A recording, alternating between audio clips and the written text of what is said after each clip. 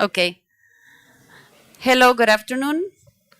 Please take your seat. We're going to start with the second round table of the day and further debate.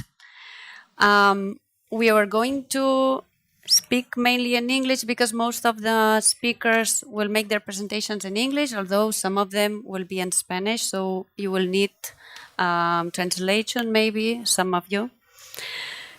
This roundtable that we're going to start now is going to continue talking about housing renovation policies. But housing renovation policies that we will focus mainly on the social impact of these policies. So we want to discuss together, first with the speakers and later with all of you, about the renovation policies and their impacts. We all know about positive and negative impacts, so we're going to try to understand and try to find solutions about these issues. Let me make a very short introduction because we are a lot of people and they have their presentations. Just a short introduction about the subject that we are going to deal with this afternoon. We are surely agree, all of us, that housing renovations and neighborhood renovations obviously help to improve some depressed areas of the cities and also promote economical development and improve the quality of life of the people. Definitely, it means that we are making a transformation of the social environment of that place. But our experience, as you know, also too often tell us that this improvement for the part of the city, because of the public policies, become negative impacts on residents who live on these particular sites. So this is a very important problem that most of the governments are trying to deal with, trying to look for solutions to design public policies with social positive impacts. So we'll try to talk about that during this session today. So we are very interested in listening the thoughts and proposals of all the panel experts that we have today. And our will is to discuss with them about public policies or other public-private programs that they may help us with this to reduce these negative social impacts. And for this discussion, we will talk about these issues with some representatives of different institutions from Italy, from Greece, from Portugal, and from Spain, and from experts and decision makers from entities related to renovation, with whom we would like to share their experiences and proposals. So we will start welcoming the speakers. First of all, we have Besim Nebiu on my right hand, program manager from the Habitat for Humanity area office in Europe, Middle East, and Africa. Hello. We have in my left hand Javier Burón, General Manager of Housing in Barcelona City Council. He's also the manager of a high complexity property renovation program. Hello, Javier. On my other side, we have Dimitra Siatitsa, doctorate in architecture, at the present special advisor at the General Secretariat on Welfare from Greece. Now on the left side again, Rui Aneves Bokman Franco. I don't know if my pronunciations are correct, but I try. Deputy City Councillor for Housing and Local Development in Lisbon City Council. The last in my right hand, Paloma Lombardo from the Registry College in Spain. And Jordana Ferri on my left hand, Director of Fondazioni Housing Sociale in Italy. So welcome to all of you. And we will start with the first speaker, Besim Nebiu. And please, you will have about 15 minutes each. Those 15 minutes, when we will finish this 15 minutes, we will try to make a very quick round, only with the speakers. Just if we have some questions or something to highlight about what has been said from the other speakers, and then we will open the debate to all the audience. Okay? So try to stick on time, please, and you can go on. Okay, will do my best. Good afternoon to everybody, and thank you to the organizers for the invitation to speak on behalf of Habitat for Humanity, the organization I represent here. This morning, there was a mention from one of the first speakers that when we talk about Europe and we talk about housing policies, there's not one Europe, there is four and maybe more. So I will talk today about one of those Europes, and I will cover it from the perspective of the organization I represent and our efforts in those countries. Habitat for Humanity is a global housing organization which works in over 80 countries in the world, mainly through national organizations, and the only thing we do is housing and shelter. Now that's a lot of coverage right there.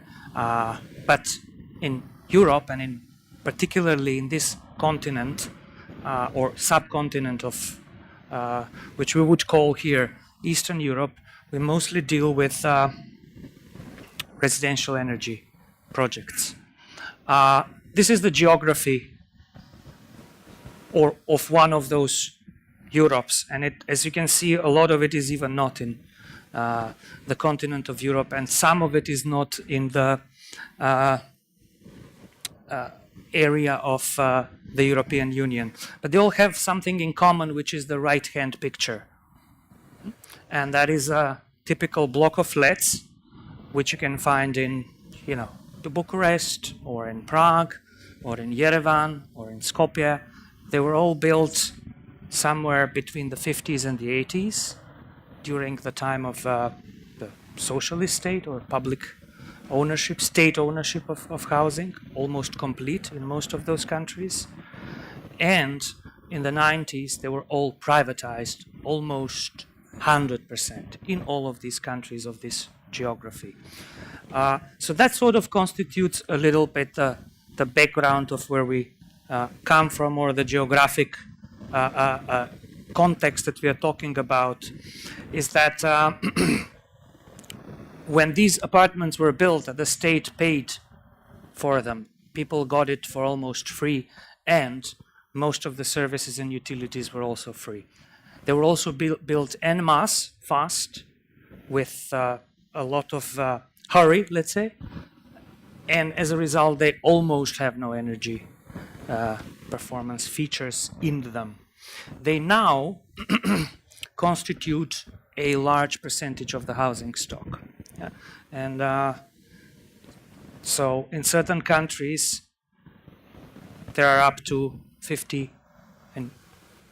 of all people live in these buildings. Also, when they were privatized en masse, that privatization didn't go along with the privatization, with the appropriate transfer of maintenance and management functions, right? So they are mostly poorly maintained and managed. And that is because people are not used to self-organizing into homeowner association. That was not a custom. Then the laws were imprecise, etc., etc. So it all brings to a situation where living in those houses or in those flats, as you call them, is expensive. It is harming people's budget, sometimes their health, and their economic condition. In addition to that, in Eastern Europe, you don't have a full social stratification as you do in some of the Western countries, in the sense that in that building that you saw, which you could find people of all kinds of income levels living together. Yeah? And that represents a major hindrance to any renovation project, because in order for any stakeholder to renovate a building, you would need to have at least 2/3, depending on the law, but at least 2/3 of the tenants agree to the investment, right? So what has happened? What's happened is that most of the states and the public institutions have steered away from residential stock, and they're trying to achieve, when you're talking about energy policies, they're mostly focusing on public stock because it's easier. There is one owner, right? And also in the industry. We did discuss today, and I will not repeat because it was mentioned, it's risk. Bankers are not used to working with buildings. Energy efficiency is not a term that generally the citizen will understand necessarily yet, so it doesn't really sell that much.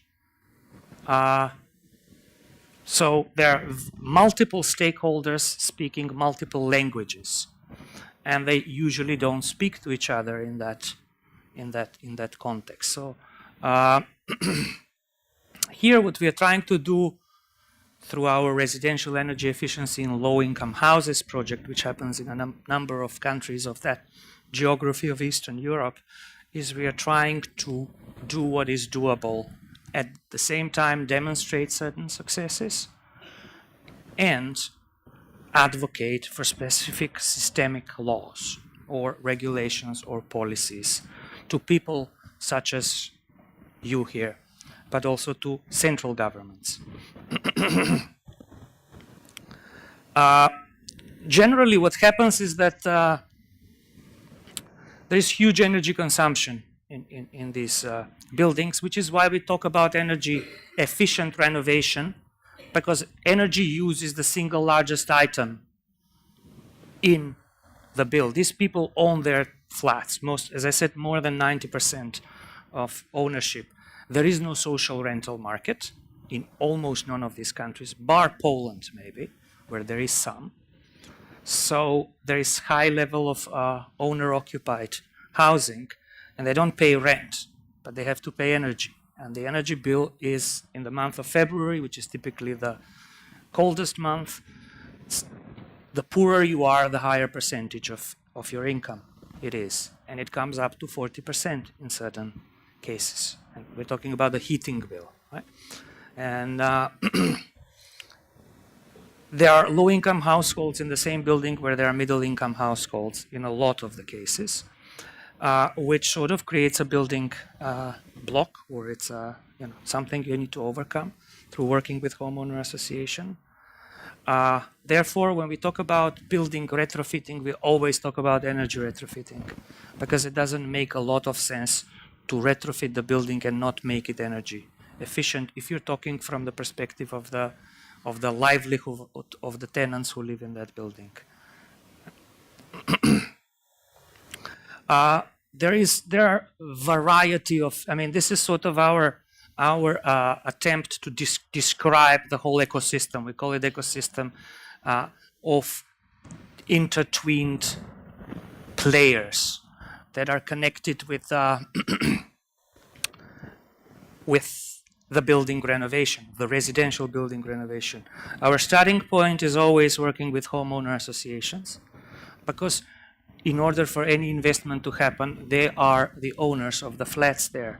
They need to understand, have awareness, understand the benefit, and finally work together, which is not always the case because tenants don't normally work together. They're not used to working together, and make an investment decision if there is available money. Then we work with municipalities, and then we work with central authorities or regional authorities. But bear in mind here that there are different segments of the authorities which are necessary for this to happen. You need to have the social policy, the energy policy, and the housing policy in place, because you have a housing issue which is caused by a regulatory gap and a market failure. And in order for us to create a solution, we need to bring all these elements of the government together, and they don't necessarily speak the same language between themselves most times, or don't speak to each other. For example, if you want to renovate, make a full renovation of a facade, there will always be few of the of the homeowners who cannot afford it. So you need to find the proper subsidy for them, because you don't want to subsidize the rich in a building. You want to subsidize those that can not afford. So when you create the funding lines, be it through EU money or through national government money or through other sources, you want to create a social aspect to it, which is not always possible if you talk to the economic development people and vice versa. Then we have the difficulty of talking to banks. There was a presenter from EIB, and it's very lucky, and it's a good circumstance that such products or funding lines are coming from development banks. Commercial banks, it varies. Like in countries like Slovakia, Hungary, and Czech Republic, there is some take-up from the commercial banking sector. I mean, 50% of the stock in Slovakia has been refurbished, actually. That's the best example we use out of these countries. But it's difficult because they don't understand the product, or they don't particularly want to. They have other priorities. So this is another challenge. And they haven't seen. People don't want to do what they haven't seen.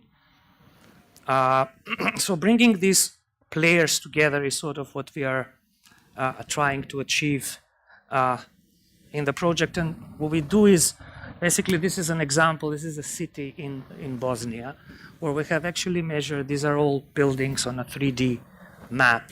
And we have the energy characteristics currently, which, in terms of energy consumption, we have created a model where you can right-click on each and every one of these buildings and understand what is it spending now.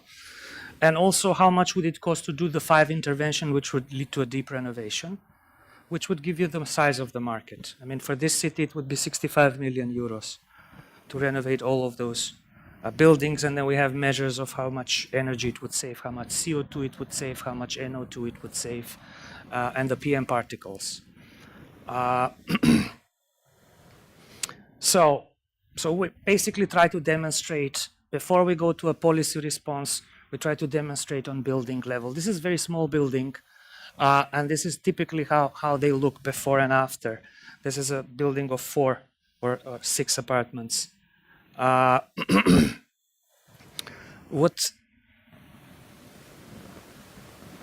So developing market models together with bring to the reduction of total energy consumption, reduction of CO2, sustainable economic development, and reduction of poverty. That's sort of the line of the theory of change that we follow.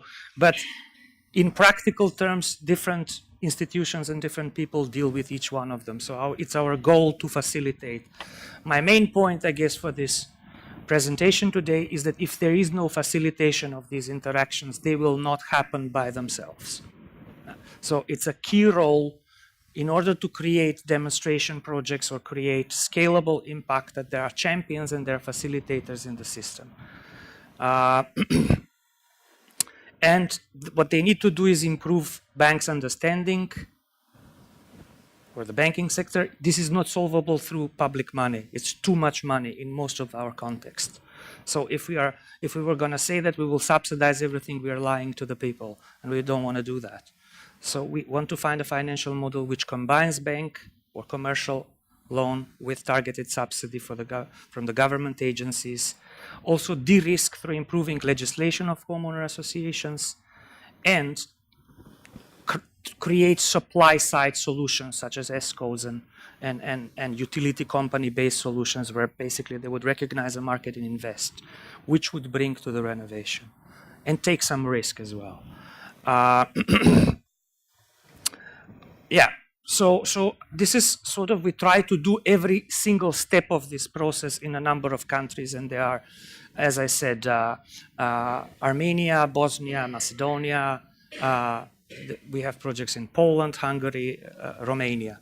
And then by demonstrating, we try to advocate for solutions which are scalable and supported by government and market actors. That would be my presentation for today, and if you have questions. Thank you very much. Thank you. I don't know. Thank you. Thank you very much, Besim. We will continue talking about these proposals. Let's go to Javier Burón.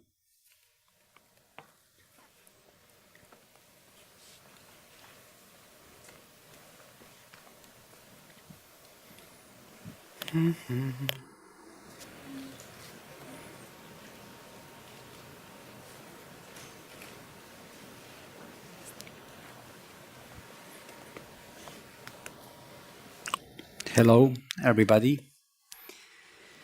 Extremely happy to be here and to have you all here. And in the past 2 days, yesterday and today, we are having a lot of encounters with friends and colleagues from all over Europe, because not only we had this workshop today here, yesterday we had the privilege of having the executive board of Housing Europe meeting here, celebrating their 30th anniversary. So for me, these 2 days, they are being extremely pleasant, fruitful, and let's hope that we engage in many technical exchanges and human exchanges as well. Well, tengo un problemita. I have a problem, is that the version of the presentation that is handed over there is in Spanish, and it was supposed to be in English. I can assure you that I have another one in English, but I can do my intervention in one language, having the other one over there. So I will switch to Spanish, and I will join again in the conversation afterwards in English. Cambio al castellano. Bien. La presentación además estará disponible para todo el mundo después en los dos idiomas. En los tres idiomas. La publicaremos en catalán, en castellano y en inglés. Situación de la ciudad de Barcelona. La ciudad de Barcelona tiene más o menos unas 2 décadas y media, al menos, de fuerte presencia y fuerte actuación en materia de rehabilitación de vivienda. Hay una campaña ya mítica para los que somos de por aquí y que quizás conocéis algunos de fuera, que es la campaña Barcelona Posat Guapa, un esfuerzo preolímpico para mejorar la estética ornamental, sobre todo de fachadas, de cara al proceso olímpico. Eso fue un empujón muy fuerte que ha sido mantenido durante una serie de años y que tiene muchos beneficios. Yo diré que, a diferencia de cosas que se ven por otros lugares de Europa y de España, ha habido una inversión fuerte en materia de rehabilitación, ha habido un conjunto de profesionales que han trabajado de una manera bastante diligente en la materia. Ha habido un esquema de colaboración público-pública que, como ya sabéis, es la colaboración más difícil del mundo. Es más fácil hacer colaboración público-privada que público-pública. Es una competencia que está consorciada. La gestionamos 60% Generalitat, 40% Ayuntamiento de Barcelona, y dentro del consorcio del Habitatge están las políticas de rehabilitación financiadas por estas dos administraciones y por el Ministerio de Fomento. También hay una historia un poco menos conocida, pero también relativamente virtuosa, de colaboración público-privada, que es la existencia de una entidad llamada OBRA, el Observatorio de la Rehabilitación, donde la mayor parte, prácticamente todos los operadores privados que pueden tener un interés en materia de rehabilitación y los públicos colaboramos en la mejor dinamización del sector. Esto también es una buena práctica que a veces aquí damos por supuesta, pero que conviene poner de relieve. Y después, un asunto que ha sido bastante objeto de debate dentro de nuestro equipo de trabajo es si esta vamos a llamarle, esta cultura con profunda raigambre histórica de rehabilitar a través de subvenciones puestas a disposición de las comunidades de vecinos para financiar una parte de su rehabilitación, que en algunos casos puede llegar a ser una parte muy sustanciosa, si esto estaba siendo lo más eficaz y eficiente posible desde el punto de vista de uso de los recursos públicos y de atención de los problemas ciudadanos. Y hemos debatido mucho en torno a estos mapas. Hay ciertas tesis que entendían que buena parte del dinero de la rehabilitación se estaba destinando a barrios bienestantes, donde la rehabilitación se iba a hacer en cualquier caso, y la subvención podría acabar siendo en algunos casos un premio a unos propietarios de viviendas que ya tenían medios económicos para poder llevarlo a cabo. Esta es una visión que contiene algo de verdad, aunque probablemente no el 100% de la verdad. Y había otra visión, no son exactamente antitéticas, pero estaban encima de la mesa, sobre la necesidad de dirigir de una manera mucho más potente las subvenciones hacia ciertos territorios, ciertas partes de la ciudad de Barcelona y hacia ciertos problemas socioresidenciales. Cada uno que deduzca lo que considere oportuno de los mapas. Es probable que durante un tiempo haya habido un cierto sesgo. Yo creo que el sesgo era menor de lo que en algunas ocasiones se ha debatido en público o en privado.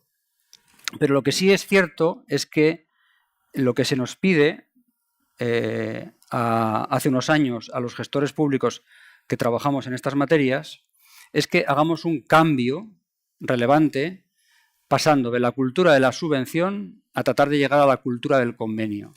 De la subvención a fondo perdido al convenio que está condicionado. Y de, si me lo permitís, de hacer medicina preventiva, es decir, de poner dinero sobre el territorio que pone en mejor situación los edificios y que evita problemas futuros que el día de mañana implicarían todavía mucho más gasto público, pasar a una orientación mucho más segmentada y con objetivos precisos. Hay tres proyectos que claramente obedecen a este espíritu. Daré dos pinceladas de los dos primeros y sí comentaré algunas cosas un poco más precisas del último, que es el de fincas de alta complejidad.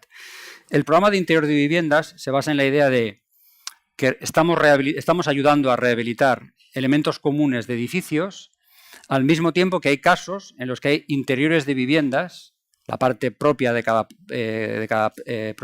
miembro de la comunidad de vecinos, que no estaban recibiendo ayudas y en algunos casos estas personas estaban en una situación socioeconómica complicada y que volúmenes de ayuda pública bajos podían implicar un bienestar y una mejora de la calidad de vida urbana en general altos.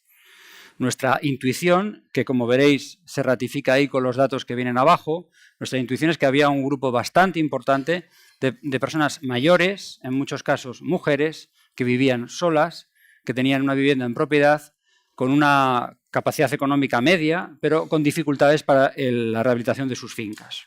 Este programa a lo que va es a intentar subvencionar la rehabilitación de estos elementos. Son combinables, es decir, puede haber rehabilitación subvencionada de los elementos comunes del edificio y a la vez algunos de los propietarios pueden recibir subvenciones para rehabilitar el interior de sus viviendas. También hay que decir que ya se había iniciado una cierta evolución de segmentación social desde el momento en que la convocatoria general de ayudas al alquiler incluía unas reglas específicas para incrementar las ayudas de algunos de los propietarios en función de su situación socioeconómica. No es exactamente lo mismo, pero son combinables. Es decir, hay propietarios de viviendas que recibían una ayuda suplementaria para financiar la rehabilitación de los elementos comunes y después propietarios que pueden recibir estas ayudas en el interior de viviendas. Una cosa, primero teníamos esa intuición de que íbamos a ir a un grupo de población que tiene que ver con lo que os he contado, ese retrato robot de la abuela que vive sola, que tiene una pensión pero ciertas dificultades para rehabilitar. Y la otra intuición que teníamos, que se ha ido comprobando con la realidad, es que las ayudas se iban a repartir de una manera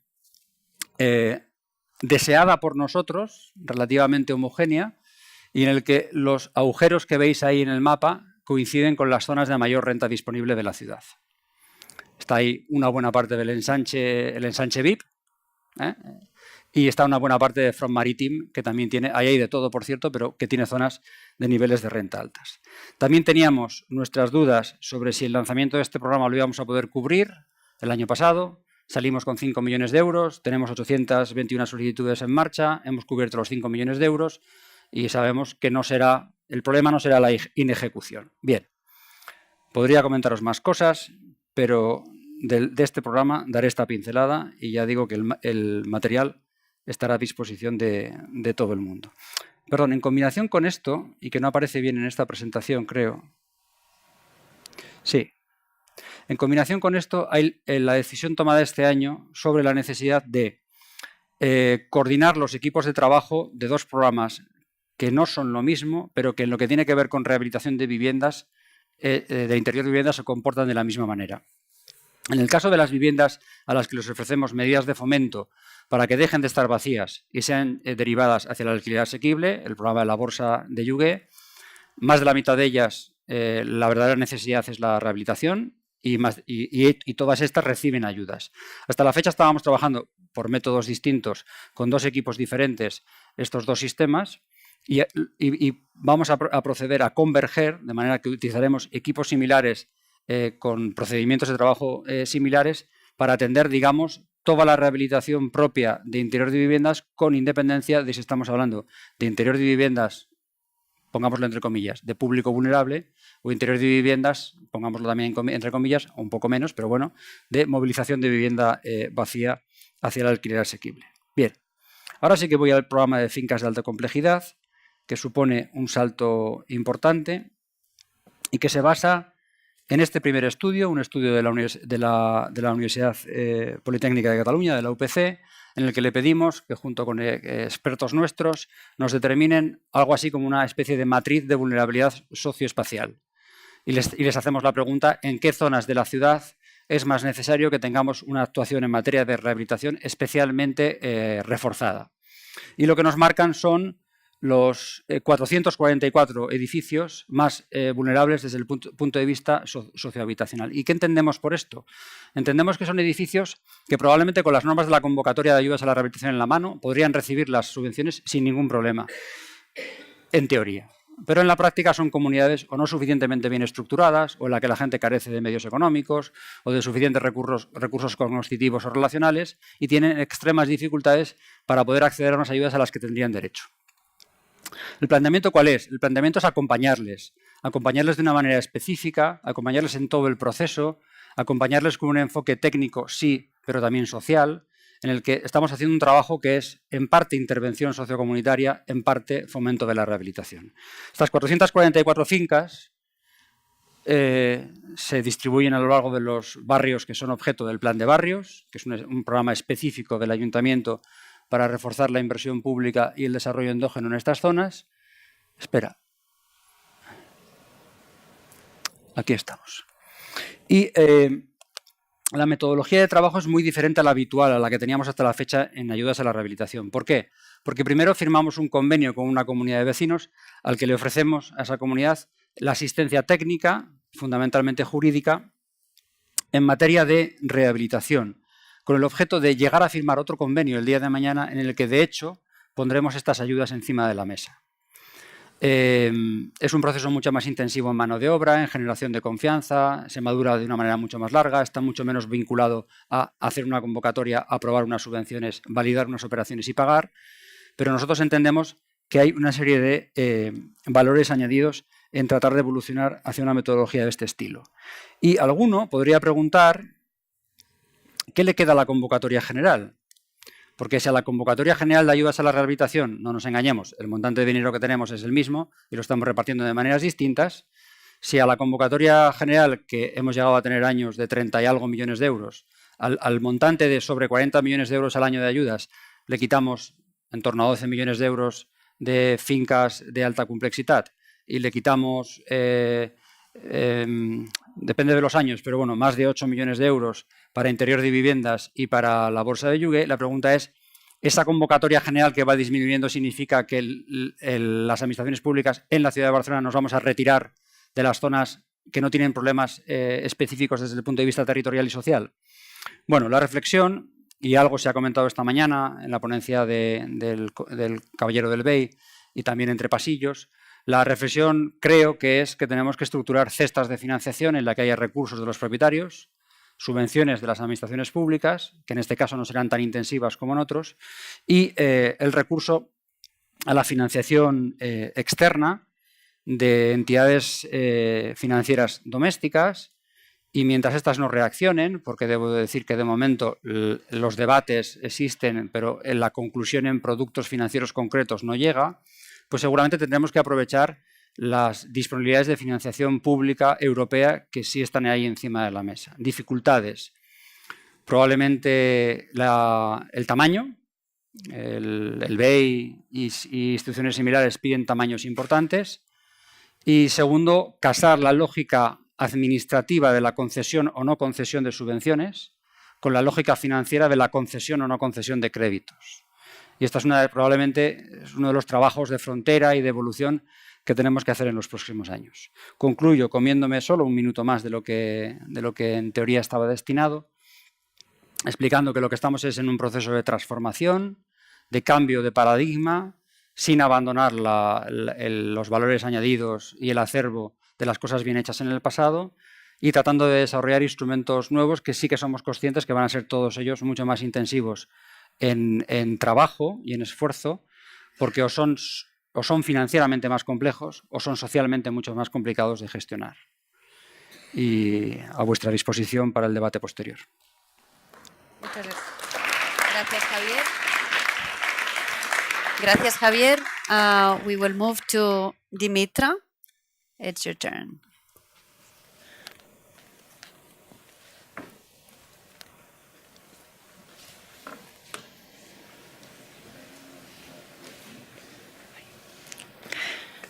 Good evening. Thank you very much. I want to thank the organizers for inviting me. It's always very inspiring to be in Barcelona, but also in this framework of exchange of experience between especially Southern European countries, because we do share a lot despite differences. And I'm saying that because I'm coming mostly with questions rather than evidences of very advanced and innovative policies in housing, because a specificity of Greece is that historically it never developed an agenda in social housing. So it does have the also some Eastern countries too, but from the European countries, it has a 0% of social housing. And it also lacks any administrative mechanisms and infrastructure towards that. And it's something we are building upon from zero. There is in the ministry where I'm currently working, the Ministry of Labour, Social Security and Social Solidarity, a new department for housing policies, but it's just 6 months there, and it has to build a whole agenda. So I will focus, however, in the questions of the conference, which is about renovation having a social scope.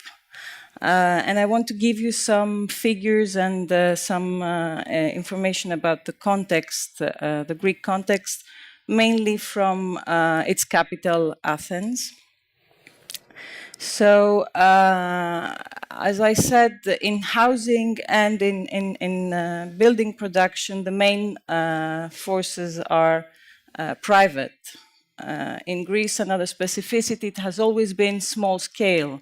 We don't have social promoters, constructors in the public sector. We did have the Workers' Housing Organization that was abolished in 2012, which, however, was targeted towards providing access to low price ownership. So this was abolished in 2012, so we no longer have any social body to deal with housing or production. So it's all private actors, let's say. Now, to give an idea a little bit of the market situation, after almost 10 years of austerity and recession, the situation is in the construction sector and the real estate market is really depressing, let's say. If you look at the numbers, just to give you an indicator about the new building permits, we moved from about 200,000 new building permits of all sorts in 2007 and 5, which was a peak, let's say, to only 14,000 last year, which means that the last 10 years, we actually don't have a new housing stock or building stock production in relation to the old one. This also meant a drop in prices, although transactions really didn't happen. So we're talking about a stagnant situation of no investment for a big period of time. And prices dropped fictitiously in a sense because the transactions were not there, but those that happened were forceful, let's say, were because of need, so they were really low. And also these retained rents. So one good thing is that rent levels did not reach like the experiences of other European capitals or Barcelona as we have it here. And you would see in statistics, Eurostat or other, that Greece is amongst the lowest housing market prices. But of course, together with that, there were mechanisms, previous mechanisms for access to housing, like family resources, like this private, small-scale private promotion and economy in the construction sector didn't work anymore. So we do have rising needs. We do have worsening conditions, rising energy poverty, as was mentioned, but I won't go into details. Another effect of this 10-year stagnation, let's say, is that the stock is aging. So renovation is a very important issue that we have to face, and it's a question who is going to do it and how it's going to be done, with what effects. The 55% of the stock is constructed before the 90s. And parallel to that, we do have, as was recorded in the censuses in most Southern European countries, a high percentage of vacancies. Of course, the percentages are not, as the number says, not as big as the numbers of the census, of course, but still, it's something we experience in especially in the centers of big cities, a lot of abandoned, empty, unused stock. So there again, it's another front for renovating, for turning a construction sector towards reusing, putting them back into activating them again to cover needs. Now, which actors are in play? As I said, we do have a very fragmented ownership structure, even more than the one that you have been discussing, because then again, this is another common feature we share: small owners, many different owners in one building, in one apartment block, in one city block. No social owners, as I said. No professionalized activities in renting. So we don't have big enterprises, companies, investors interested in renting as an activity for profit making. So the forces, let's say, in the market are played by small-scale capital. This is changing, and I will talk about it in a while. What tools do we have for renovating? Most European funds, it was mentioned here, have the target of energy upgrading. A new program of upgrading individual apartments, let's say, was launched 1 month ago. It targets 50,000 apartments or houses in the whole country, and it will give about 700 million euro, or about 1 billion if possible. These do have now some social clauses in terms of income. So these are addressed to, there is a specific grading of incomes that can access these funds. However, it's not done in a geographically, spatially focused way. So it does not produce effects on a neighborhood level. You cannot say that this produces effects in degraded neighborhoods. And it's actually hard to see the effects apart from the measurements of the indicators in the program itself. And there's also a lot of discussion which group, income group, gets most of this funding. We also had the facade renovation before the Olympic period. It seems that it's a practice that is implemented in Olympic cities. It did have beautification effects in the central areas, but it did not have any effects in the interior or in the energy effectiveness of the city. And we do not have nor municipalities nor on a more, let's say, on a bigger scale, mechanisms to develop focused renovation projects.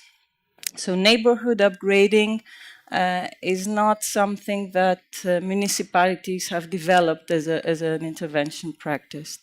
Now, what has been happening the last 2 years in this very depressed market is that there is again, since it seems that there is an economic recovery of the country, a very high interest of investment coming back in the real estate sector, exactly because it is one of the most depressed and interesting, let's say, investment markets in Europe.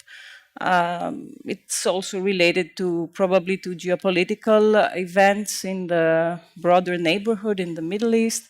And it's also related to these short-term lease platforms for tourists like Airbnb, which gives the possibility to small owners to find clients very easily, to access an easy lease that gives in sometimes even 3 or 4 times more the income of a wage.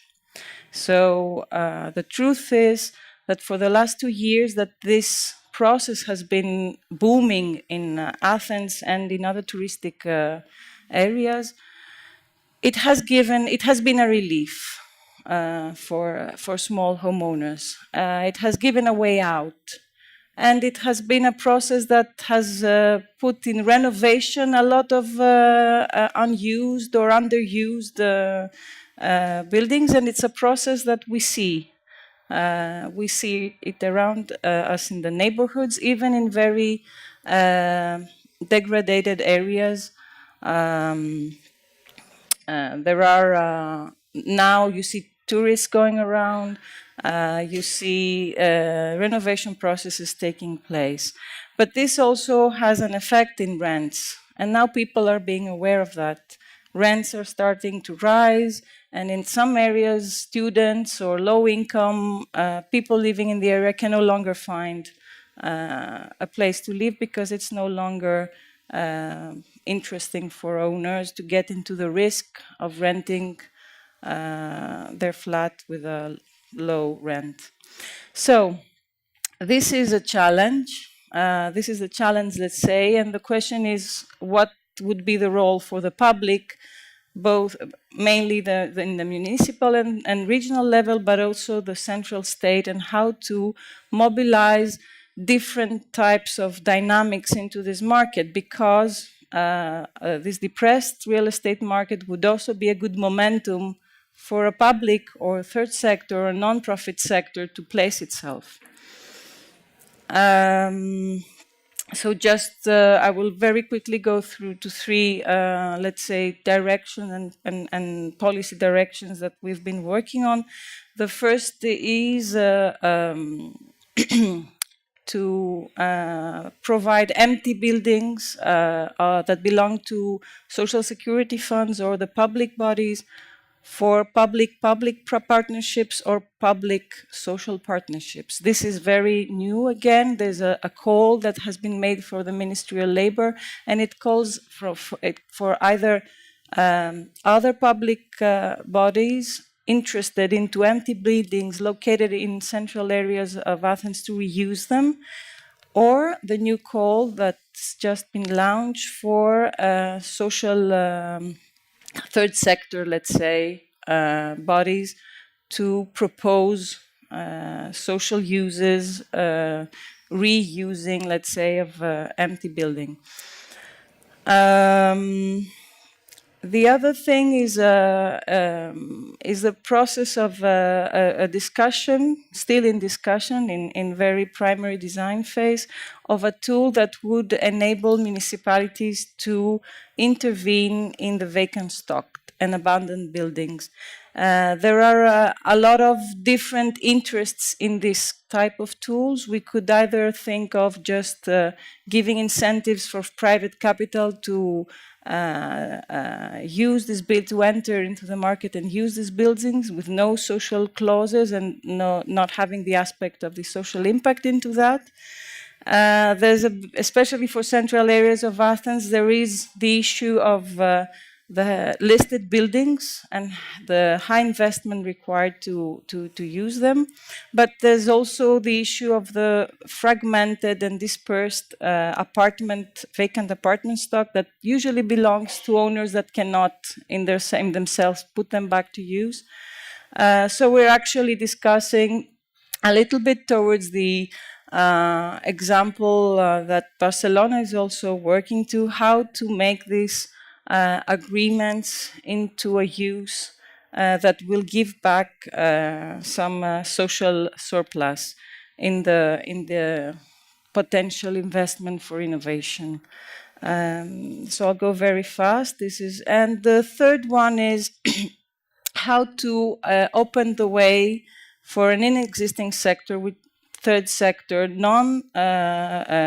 speculative, non-profit sector into housing. This is even harder.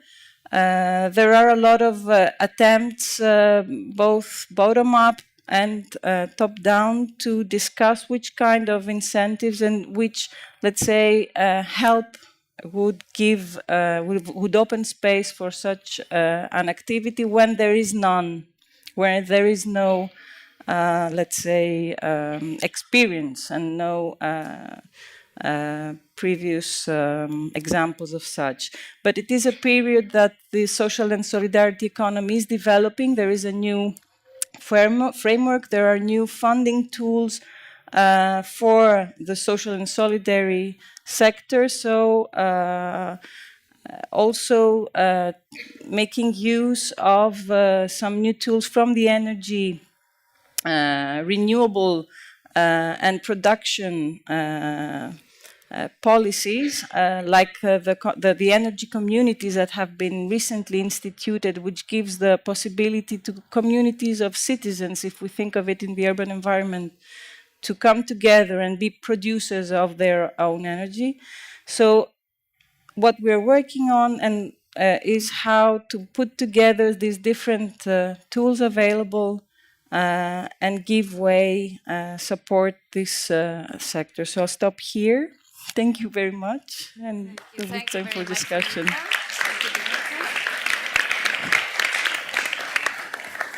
So it's the turn for Rui from Portugal. You can go on.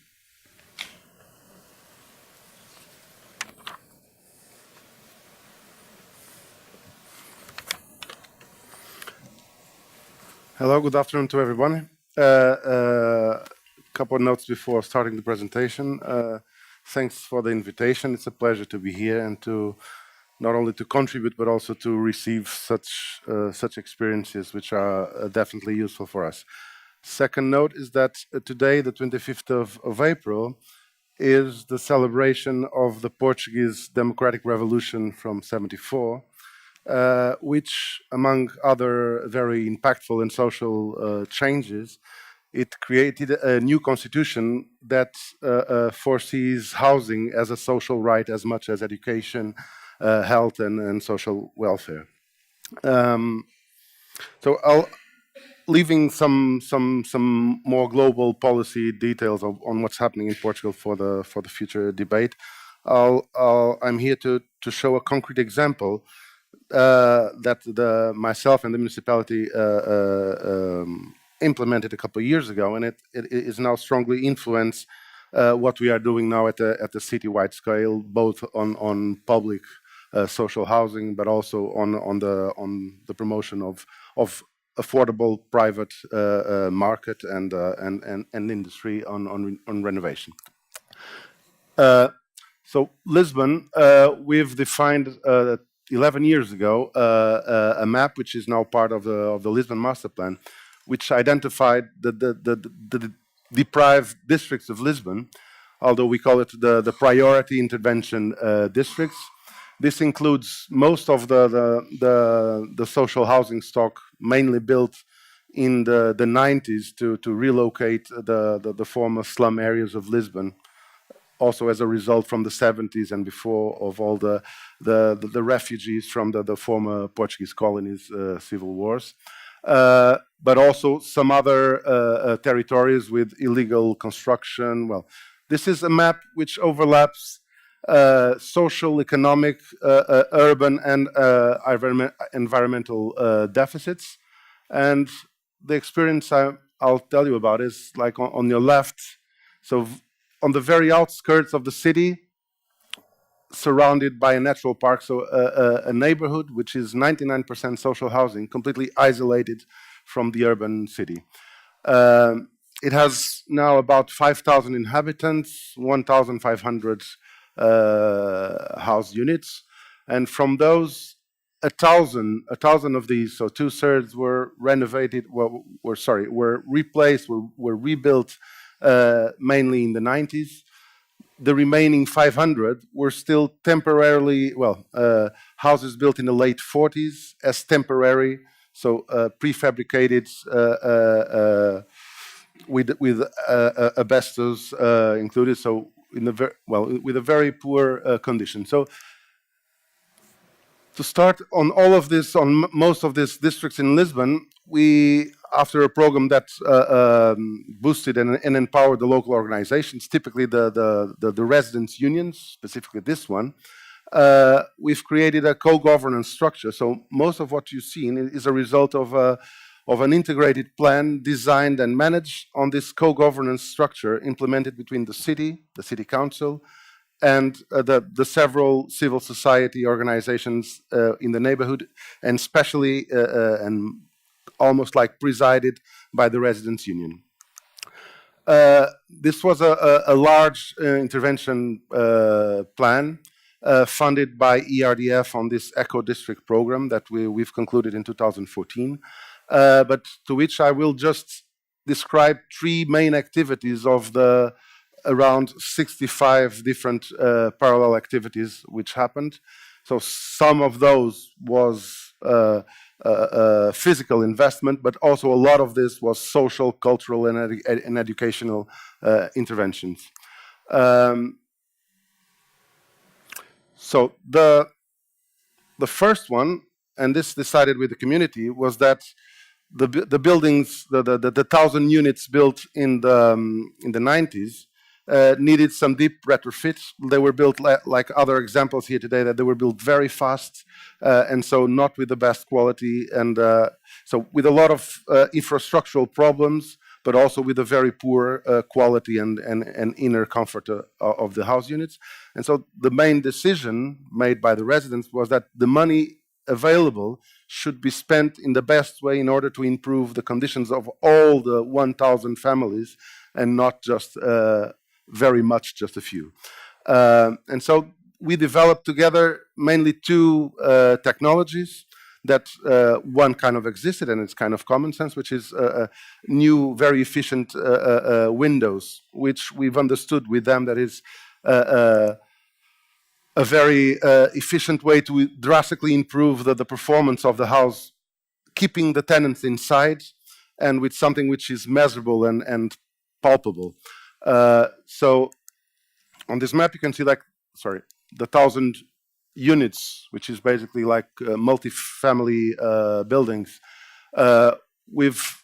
From different levels of construction, we defined those which would be externally insulated, and I'll show you the technology. The ones that changing the windows would be enough, and those that would need both technologies applied together. So This one and both of these technologies we have just spending this last year 25 million with these two technologies at the citywide scale, just to give an impression on how this scaled up. But the facades of the building were very poor quality and very deteriorated with a lot of moisture problems, with infiltrations of water, and very degraded. But at the same time, so we wanted a technology that could be applied keeping the tenants inside, that could be relatively fast to do. We wanted to be not only carbon neutral, but carbon negative, and enjoy the opportunity of doing it at a relatively large scale to develop a technology that would push local technology and products. So Portugal is the biggest cork production, as the biggest cork production in the world. Is a technology, is a material that the exportation level was decreasing, and at the same time it sustains economically all the southern part of the rural area of Portugal, where the cork is what keeps Alentejo, like the southern part of Portugal, economically profitable, together with the other exploitations of the ground that happens around. Anyway, so cork and the development of a non-cement mortar, so based on lime, which by those who understand has a way lower energy consumption on the production, but differently or opposed from the concrete. With age, the carbonization process, it increases the quality, the mechanic resistance, and absorbs carbon dioxide during its lifespan, against the cement, which in Portugal alone, just the production of cement in Portugal represents 80% of the national energy consumption. And during its lifespan, it issues a huge amount of CO2.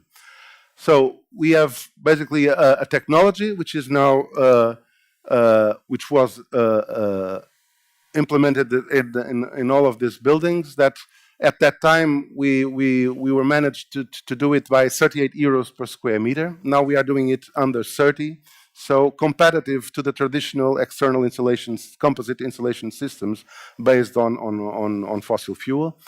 The windows that we've redesigned include ventilation, controlled ventilation, which on overpopulated houses with a lot of constrictions on ventilation, to solve this, to address this at the same time as we are replacing the windows, was the most effective way to do it. And all this was monitored before, during, and after, and we know exactly how efficient this is per euro invested. Both technologies were tested during the process. So this was a cooperation between the municipality, the academia, and the research center, and the industry. So not only we developed this, but it's now certified even at European level. And the main company that has one of the patents of this product has having so many international contracts that had to open factories and industries in places like Tunisia and Brazil. So we are exporting not only the technology, but also the products and the know-how with a very relevant income for the Portuguese economy. Second example on something we did, and I'm just showing this, although it's not physical investment, but this proved, like we aim to, that with a very short investment, we're talking about 1,500 families, in 6 months, with a budget around 20,000 euros, with this tool, we made all those families to save on their energy, so electricity, gas, and water on their household consumptions. There was an average reduction of 30%. So 3 main ideas. So we hired local unemployed young people. We trained them on how to facilitate and teach families on how they can save at home. They went and visited, we designed a specific booklet. We call it the Echo booklet, which basically teaches people on how to with very easily behavioral changes to save energy at home. But we asked these young people that we've trained to go and have a talk with every one of these 1,500 families, show them this book, and invite them for a co-opetition program, what we so a hybrid between cooperation and co-opetition and competition, where basically these 10 young people, well, they invited those 1,500. In less than a week, we had 500 families saying they want to be part of this competition. We selected 100 to cover different sizes of houses, different sizes of families, and at least one family competing in every building of the neighborhood, so that they would transfer their knowledge and experience to their direct neighbors. And during 6 months, every month, one of these young people would accompany their own specific 10 families. So we selected 100, so 10 times 10. And every month they would take all the measurements. We would analyze them with them on a developed software, that we could identify what on that specific family profile of consumption could be improved to change, where was the potential. And so he would come back to the family, teach them on how to correct the specific behavior, like change. We would understand that there was an overconsumption on the fridge, and so how to change the fridge. First idea. Second idea, every month a specific technique was specially designed and teach to the family. Like we would offer small gadgets like a small thermometer to put in the fridge, so that they would understand how much power it would be useful to calibrate the fridge. And third approach was to show the ranking on what the family position was on the competition on each kind of consumption. After 6 months, 30% saving at the neighborhood level. So last but not least, those 500 houses that we've understood and decided that needed to be replaced, we've organized a process. I will need to be very fast with this, but organized with the community. So with the 500 families that were meant to be replaced from the older houses to the new houses, and so a new project was designed.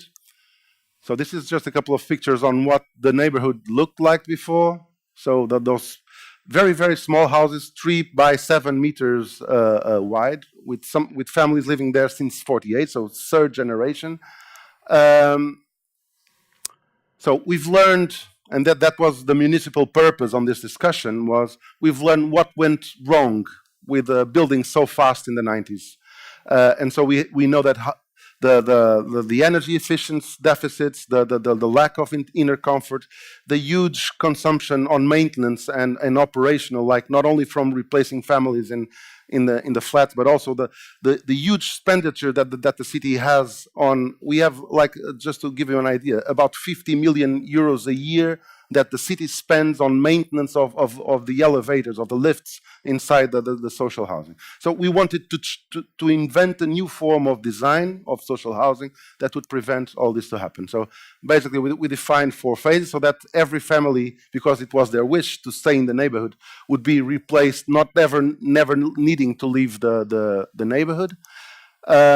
And on the project, like what we've considered then the 5 sustainability factors of the design, couple of very strong ideas. We've used the slope of the terrain so that we would have a lower street and a higher street, so that with the density that we needed to have decent sized houses for the amount of families in the same place. So we've worked in a way that we have 4 levels in the end, but using the levels of both streets, we never needed lifts or even inner communal spaces. So every flat is not a flat in the way that, in the sense that it has a direct door to the street. Right? And the smaller house units, like 1 and 2 bedroom house units, typically for the elderly families, are always on the ground. So we have 80% of the houses with step free to the street. Well, the sizes of the houses are exactly proportional to the 500 families that we are replacing. All the water, the rainwater, is collected into individual family tanks. This fragmentation of the massing of the tectonic of the building is made to enjoy as much sun as possible. So every bedroom, every room of the house has a direct sun. Every family has their own allotment, so their own space to do small agriculture connected directly to the house. So each house has their own small garden, 80% on the ground, 20% on the rooftops.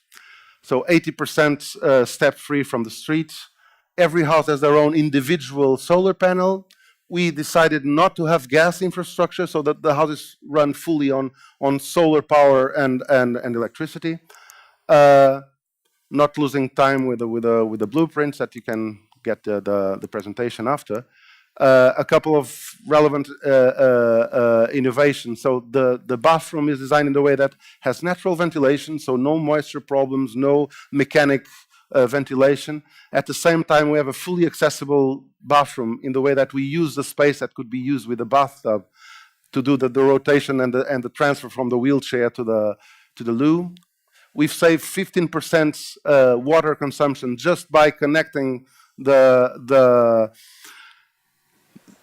basin directly to the cistern. So the flush is using fully water that you use from washing your hands. And at the same time, you can very easily, like in 3 minutes, install a prefabricated bathtub, if that would be an option. Another thing which is very, very relevant for the management of such a size of social housing is that it is very expensive to change families just because of the natural growth or shrink of a family. So we wanted the houses to be flexible to grow or to shrink according to the natural evolution of the family. So we designed what we call like the typological evolution. Typically, we have an oversized sitting room where a corner is prepared to be autonomized with a prefabricated wall already with a window. So fully prepared to become an additional bedroom, or an oversized twin bedroom already with 2 doors, 2 windows at just 5 minutes, prefabricated wall in the middle, and then it becomes 2 different bedrooms. All this was built, and the house cost per 10 units module, which has that distribution on sizes of houses, costed like real price of construction around 500,000 euros, which means an average of 50,000 euros final construction price per house unit. So ranging from 40 to 70 something from 1 bedroom house unit, or 1+1 to 4+1.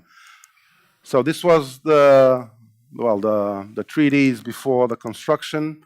And now already the first pilot, which is already occupied. So this was the very first 20. Just by the way, we are building now 2,000 units of this in Lisbon, in 3 different districts of the city.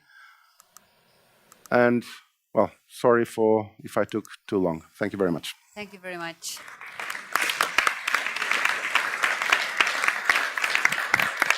Now we will go to Paloma, please.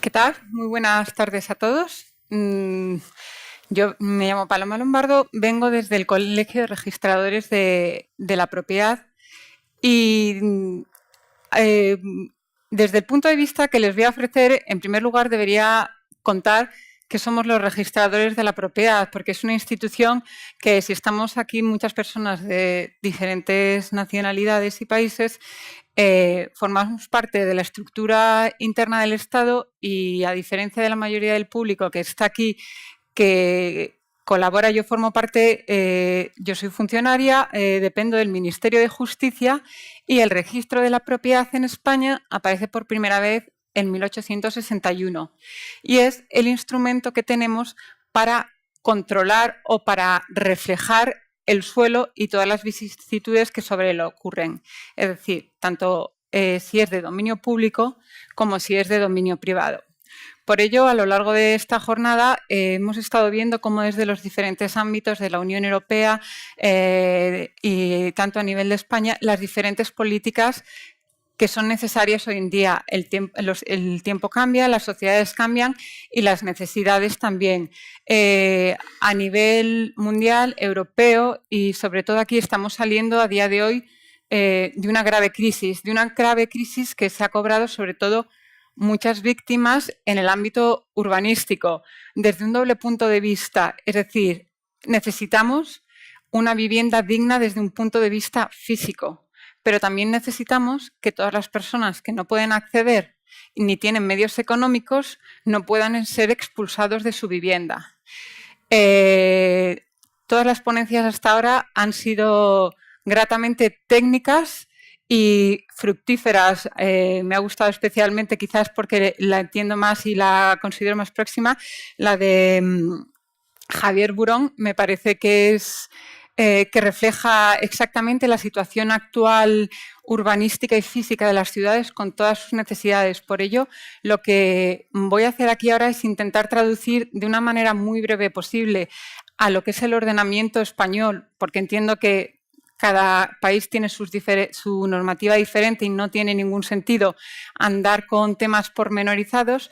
Por eso voy a dar 4 pinceladas porque creo que la mesa redonda tiene mucho que ofrecer y las aportaciones y preguntas que ustedes puedan realizar también.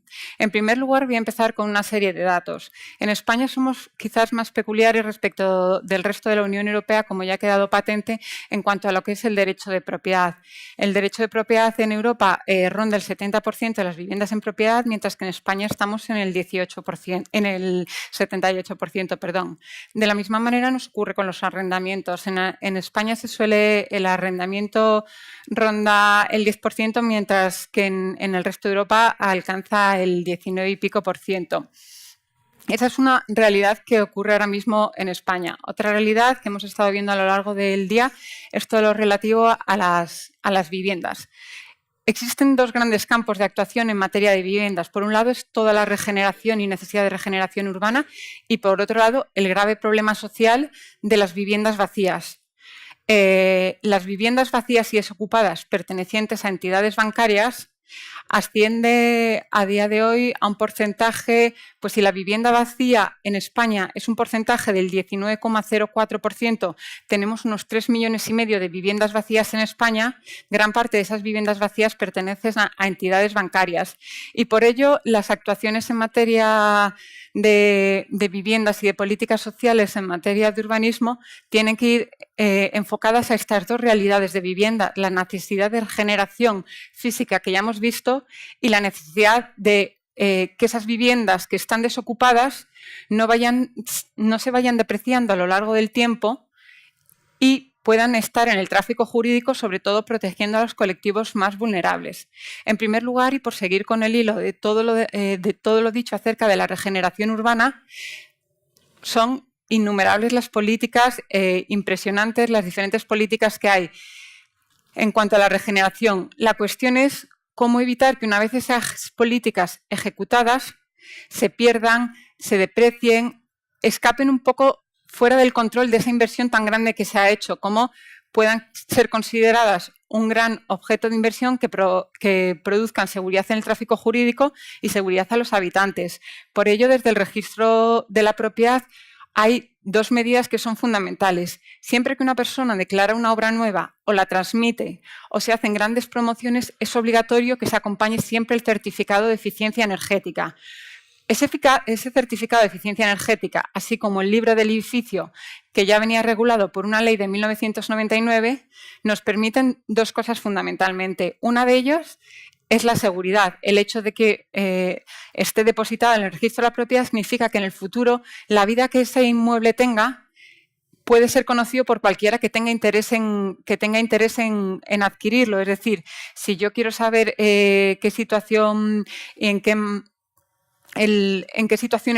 energética se encuentra la vivienda que yo voy a adquirir, puedo acudir al registro de la propiedad, porque es posible que si tiene pocos años, el libro del edificio esté allí depositado y me puedan dar información, con lo cual es una manera de que las políticas no caigan en saco roto. Eso por un lado. En segundo lugar, otra política en la que el registro puede ser muy útil en maneras de ejecución y regeneración de viviendas, ya hemos visto que uno de los grandes problemas es el relativo a la financiación, es decir, que esas cantidades reviertan a la comunidad, reviertan al tráfico jurídico, generen plusvalía y alcancen el medio y los fines para los que han sido puestos en circulación.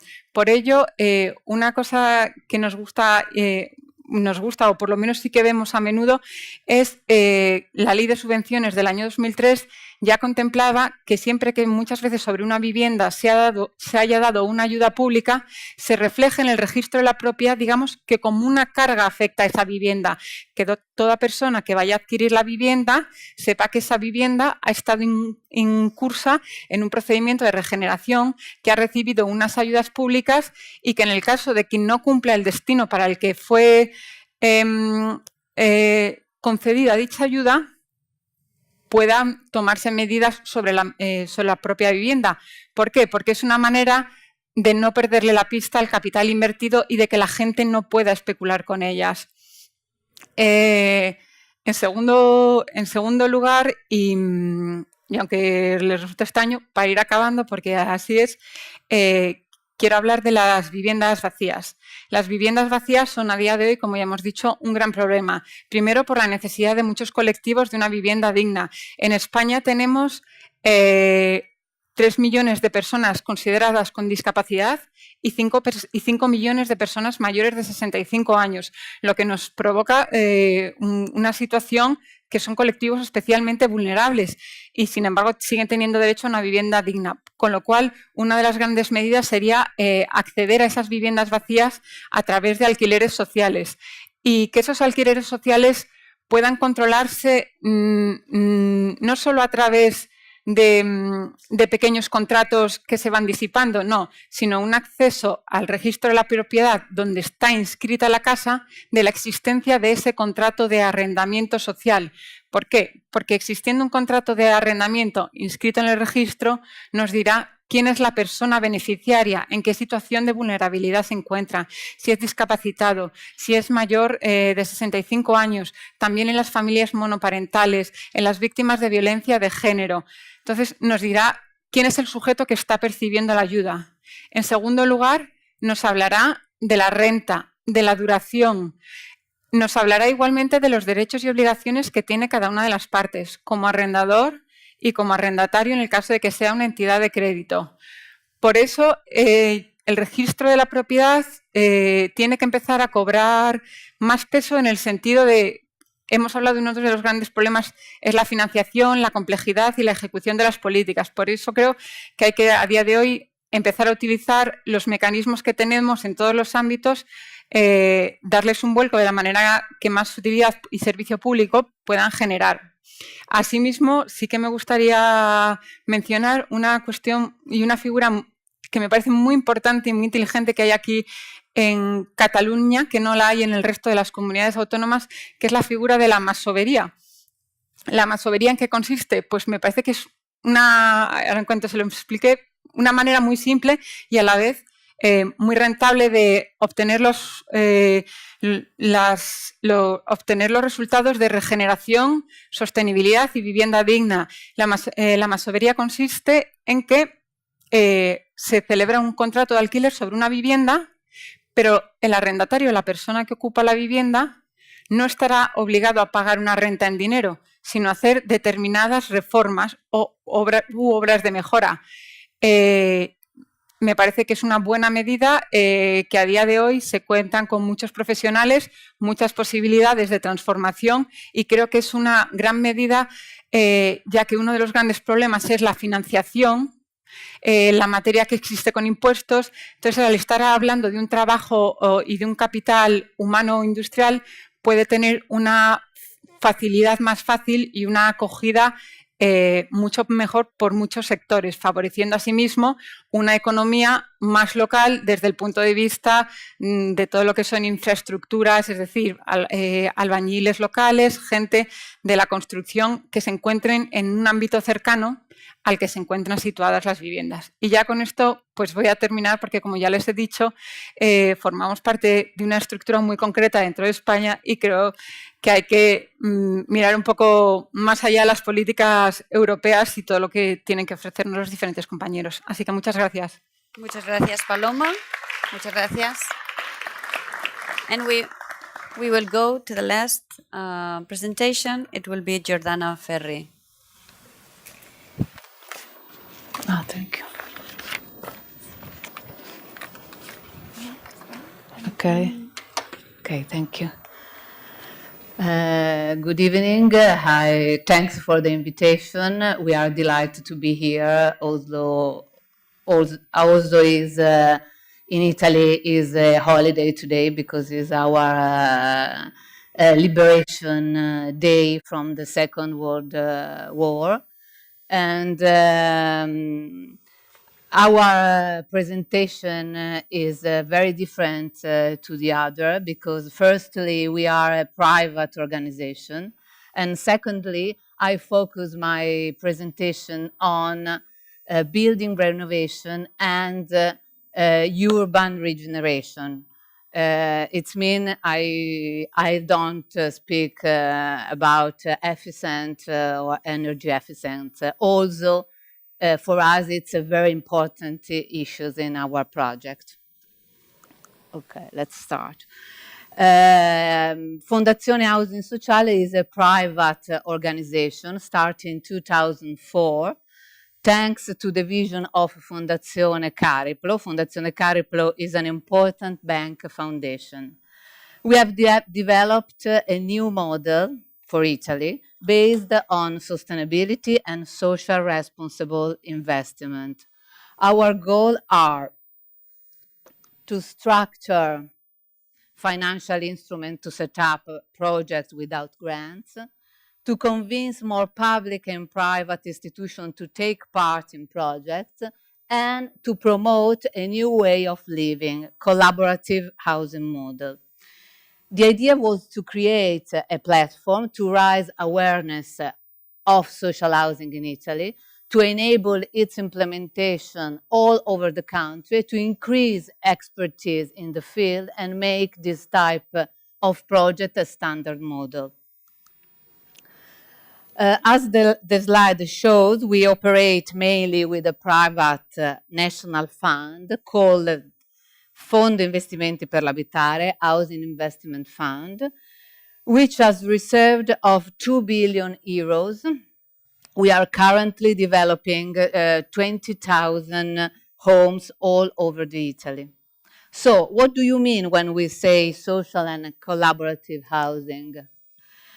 Our social housing plan is an integrated program of construction that include accommodation, services, activities, and financial instruments designed to aid those who cannot afford to the market offer, yet do not qualify for council housing. FHS aims to involve the residents in the development of a new way of inhabiting the space they live in and in the creation of sustainable community. I would like to show you a video, a short video that explains our model better than words can. The video is a teaser of the documentary that documents the development of the project from construction to the end of the first year after the tenants have settled in. I ask to the regia to start. Okay, thank you.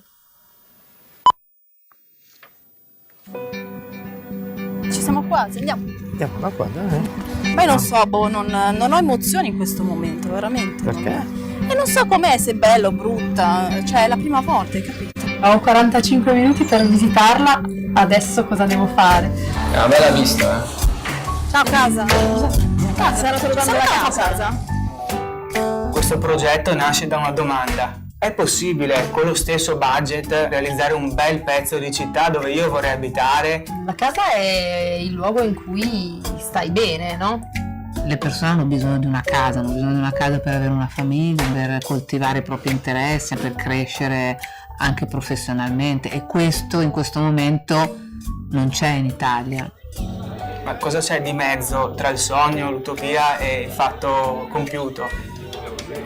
Cenni è un progetto apripista di questa avventura nell'housing sociale, è uno dei primi fatti compiuti. Noi abbiamo già fatto la domanda alle case popolari, erano 17.000 persone in lista d'attesa. Chi ha realizzato Cenni ha anche una motivazione interiore molto forte ad arrivare a questo tipo di risultato, perché qui non c'è il profitto come guida. L'housing sociale è un'edilizia che si estende al campo dei servizi e che ha criteri di accesso che sono regolamentati. Il reddito, la preferenza di piano, la preferenza di tipologia alloggiativa, chiaramente incrociata con le possibilità. Per ascoltare i bisogni delle persone noi attingiamo a metodologie che aiutano le persone a progettare insieme delle attività che loro faranno.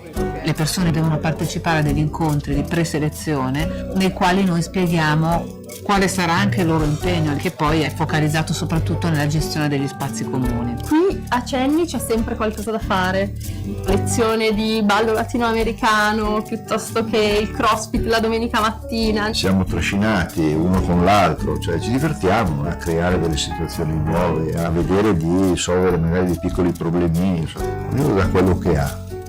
Agli architetti chiediamo di porre particolare attenzione a tutto ciò che accade dall'ingresso della casa privata fino al perimetro del lotto, che è lo spazio dove le persone si incontrano e dove le persone possono veramente costruire un tessuto sociale. Se stiamo iniziando questo percorso, io credo che un minimo di intenzione di venirci incontro sia necessaria, se no è inutile pensare di andare ad abitare in un social housing. E tutta questa attività serve alle persone per conoscersi e per iniziare a capire che fare delle cose insieme rende il quotidiano molto più semplice. Stiamo diventando tutti classe medio-bassa. La gente è molto più sensibile di prima a dei valori come l'ecologia piuttosto che le buone relazioni, la socialità, la collaborazione, la condivisione di beni che magari a livello di famiglia non riusciamo più a permetterci. È qualcosa di veramente nuovo, nel senso indipendentemente dalla costruzione realizzata con dei sistemi nuovi. È la struttura in legno più alta e più grande d'Europa. Il legno nasce proprio come una scelta consapevole di risparmio energetico, è un materiale che si può riciclare. Ma poi le ricoprono di cemento, cioè nel senso, le pitture come fanno? Cioè il legno e poi cosa ci mettono? Cioè comunque fuori non vediamo il legno, all'interno tipo il pilastro è il legno. Mi sono fatta un casino di amici qua dentro, cioè sono veramente rinata, mi piace. Infatti faccio feste tutti i giorni. Laddove c'è stato un percorso consapevole, comunque c'è una sorta di aspettativa e di visione comune. Tante cose si sono errate, c'è uno spirito abbastanza forte all'interno dei gruppi. Mi sembra di entrare in un resort, una casa vacanza. Esci dal traffico, semafori, poi entri qua, silenzio, verde, tutti ci salutiamo e niente, ti senti a casa.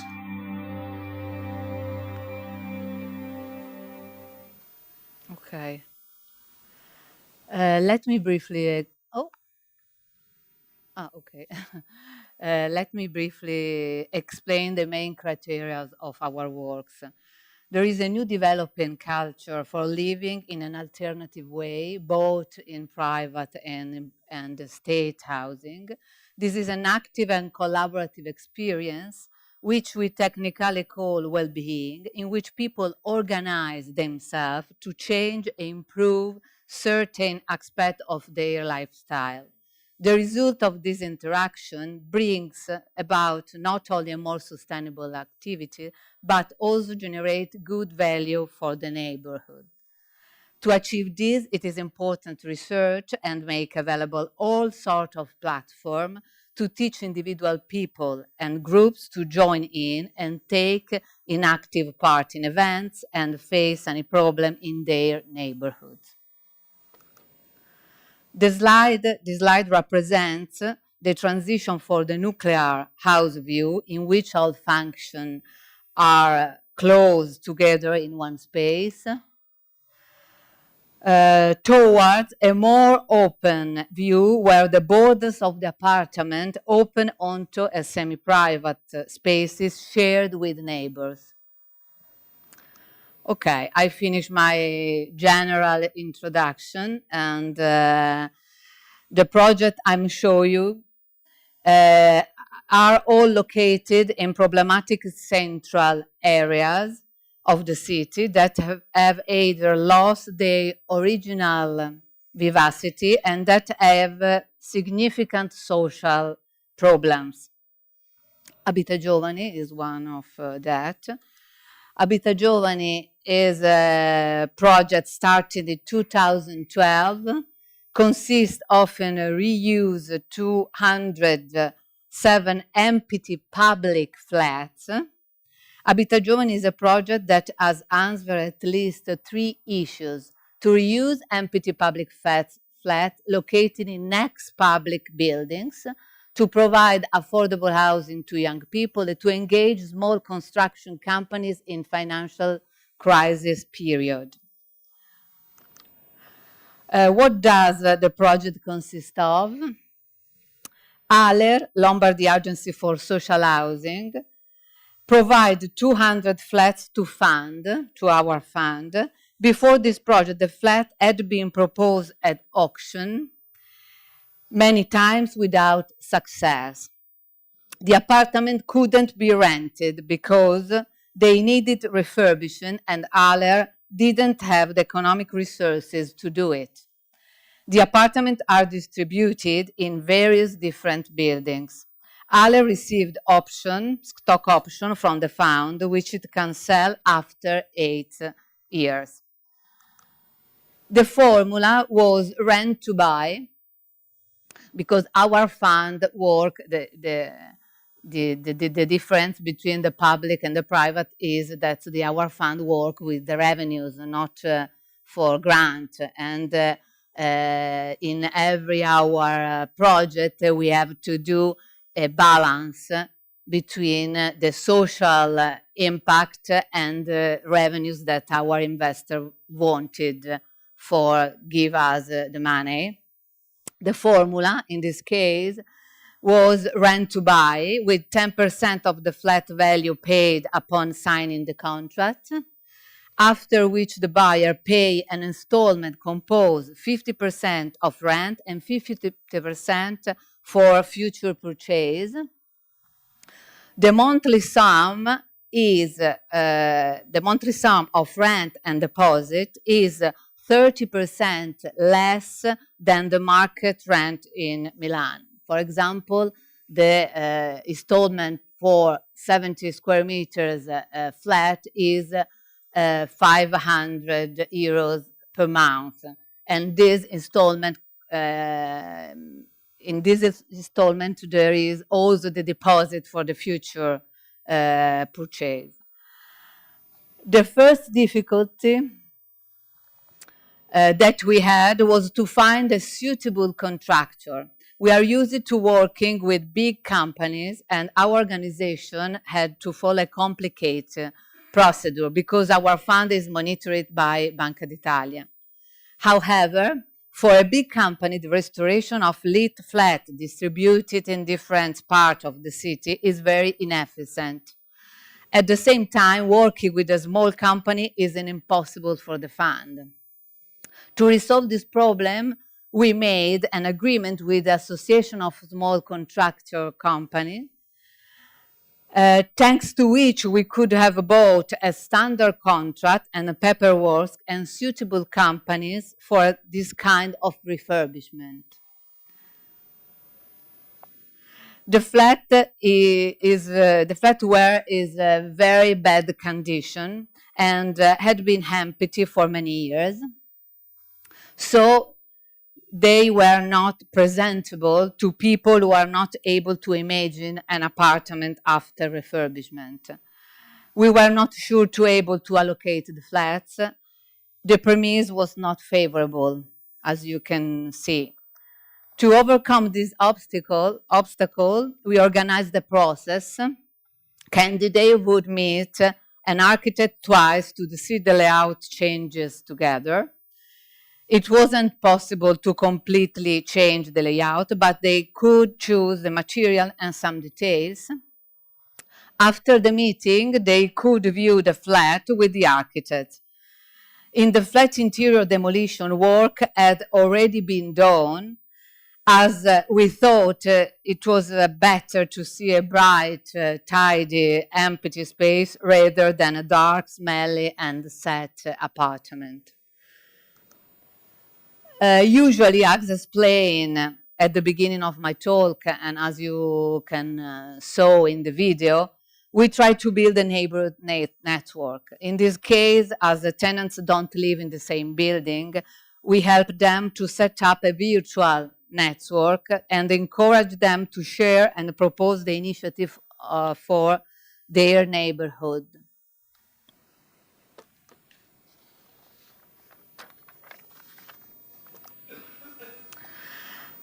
The building, okay. We saw an example of a project for flat distributed in different buildings. And now I will show you complete restoration of 4 historic buildings, each one with a different history. 2 buildings are in Ascoli Piceno, a wonderful Renaissance city in center of Italy. One is a Baroque residence in Torino, and the last one is a typical 19th century working class in Milan. Palazzo Sgariglia, public ownership, and Abitiamo Insieme Ascoli Bank Foundation property are both located in Ascoli Piceno. They had been empty for many years. There are many reasons for that, but for both, there is above all our major reason. The center of Ascoli Piceno was abandoned 30 years ago after a strong earthquake. And as a structural consolidation of historic building is very expensive, and the building preservation rules are absurdly strict. The people of Ascoli choose to leave the city. The buildings in Old Ascoli Piceno are made of travertino marble, and these had further complicated restoration work. This problem is very common in Italy, maybe also in Spain. The emptying of historic center has been a widespread phenomenon. We have in Italy 6,000 historic villages that have been abandoned. The characteristic that could be interesting for you is that we decide to have a planned turnover of the tenants. The project provides for small flats because in old building it's not easy to obtain a medium-sized flat. Usually you can acquire large or small apartment. As you can see, the apartments are wonderful and very affordable. Rent is 50% lower than the market. For this reason, we decide to give this occasion to as many people as possible. We only made small apartments and we decide to rent them for maximum 8 years for tenants. We call this kind of project trampoline flat to help people to improve their economic condition, to enable them to find a better solution in the market. I have to go very quickly because I am in the half of my presentation, sorry. But we were 2, and I have only 1 presentation, and maybe I can have more minutes. Yes, thank you. Okay, instead the other 2 buildings are crowded in semi-central zones, but both in socially difficult areas of the city. The Milan building was partially inhabited by the older people who had inhabitants only once and who had been living there for 40, 50 years. We planned the restoration of the building in 2 phases in order to move the inhabitants only once and only within the building. I try to, okay. In our project, the space between the apartment and the public spaces, semi-private and semi-public, is most important part of the design. In fact, in the old building that do you see, are included on the ground floor common spaces, commercial spaces, and services spaces. And all projects, apart Abitiamo Insieme Ascoli, include a small percentage of cell.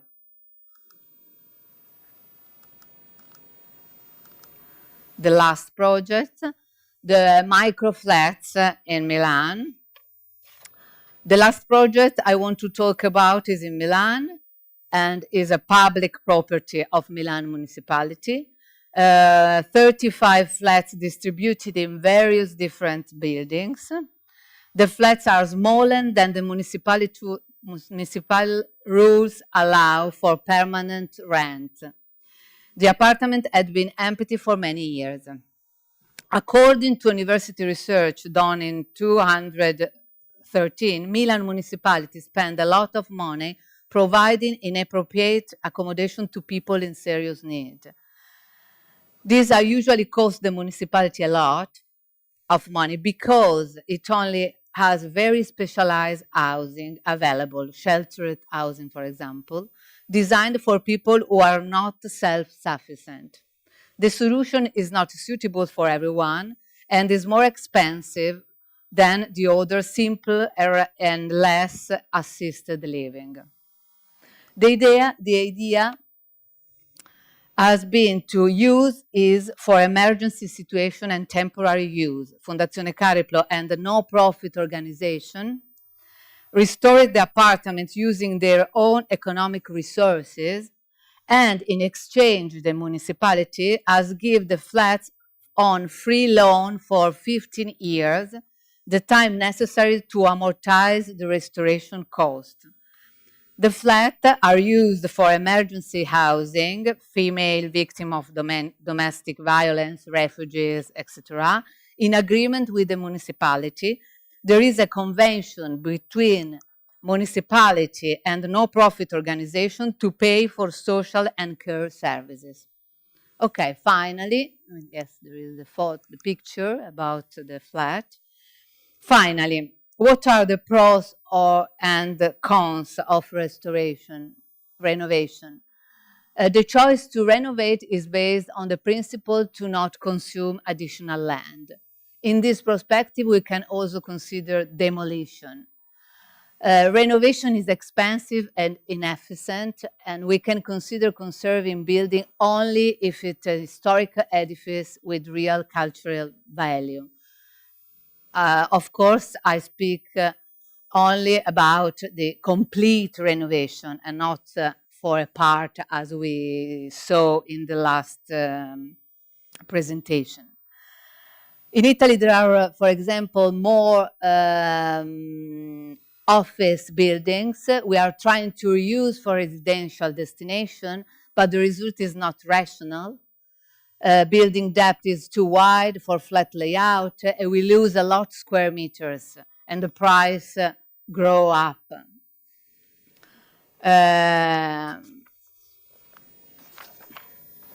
At last, the objective of the project I've shown you is to regenerate the area in addition to offering new homes. Social housing is certainly one element that can reduce the risk of gentrification, but it is necessary to create protected zones in the area to be regenerated, both residential and commercial, in order to avoid the neighborhood becoming upwardly homogeneous, with the expulsion of certain social classes.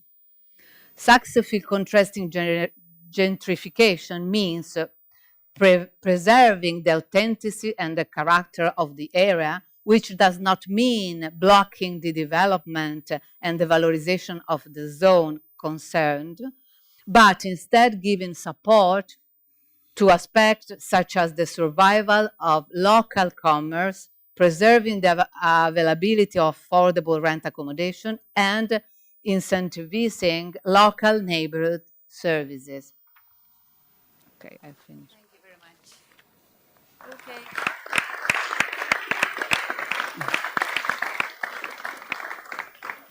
Okay, thank you very much to all the speakers. I think it was really interesting, and we would be very, very interested in knowing much more about all of what you were explaining us. But we have now 30 more minutes.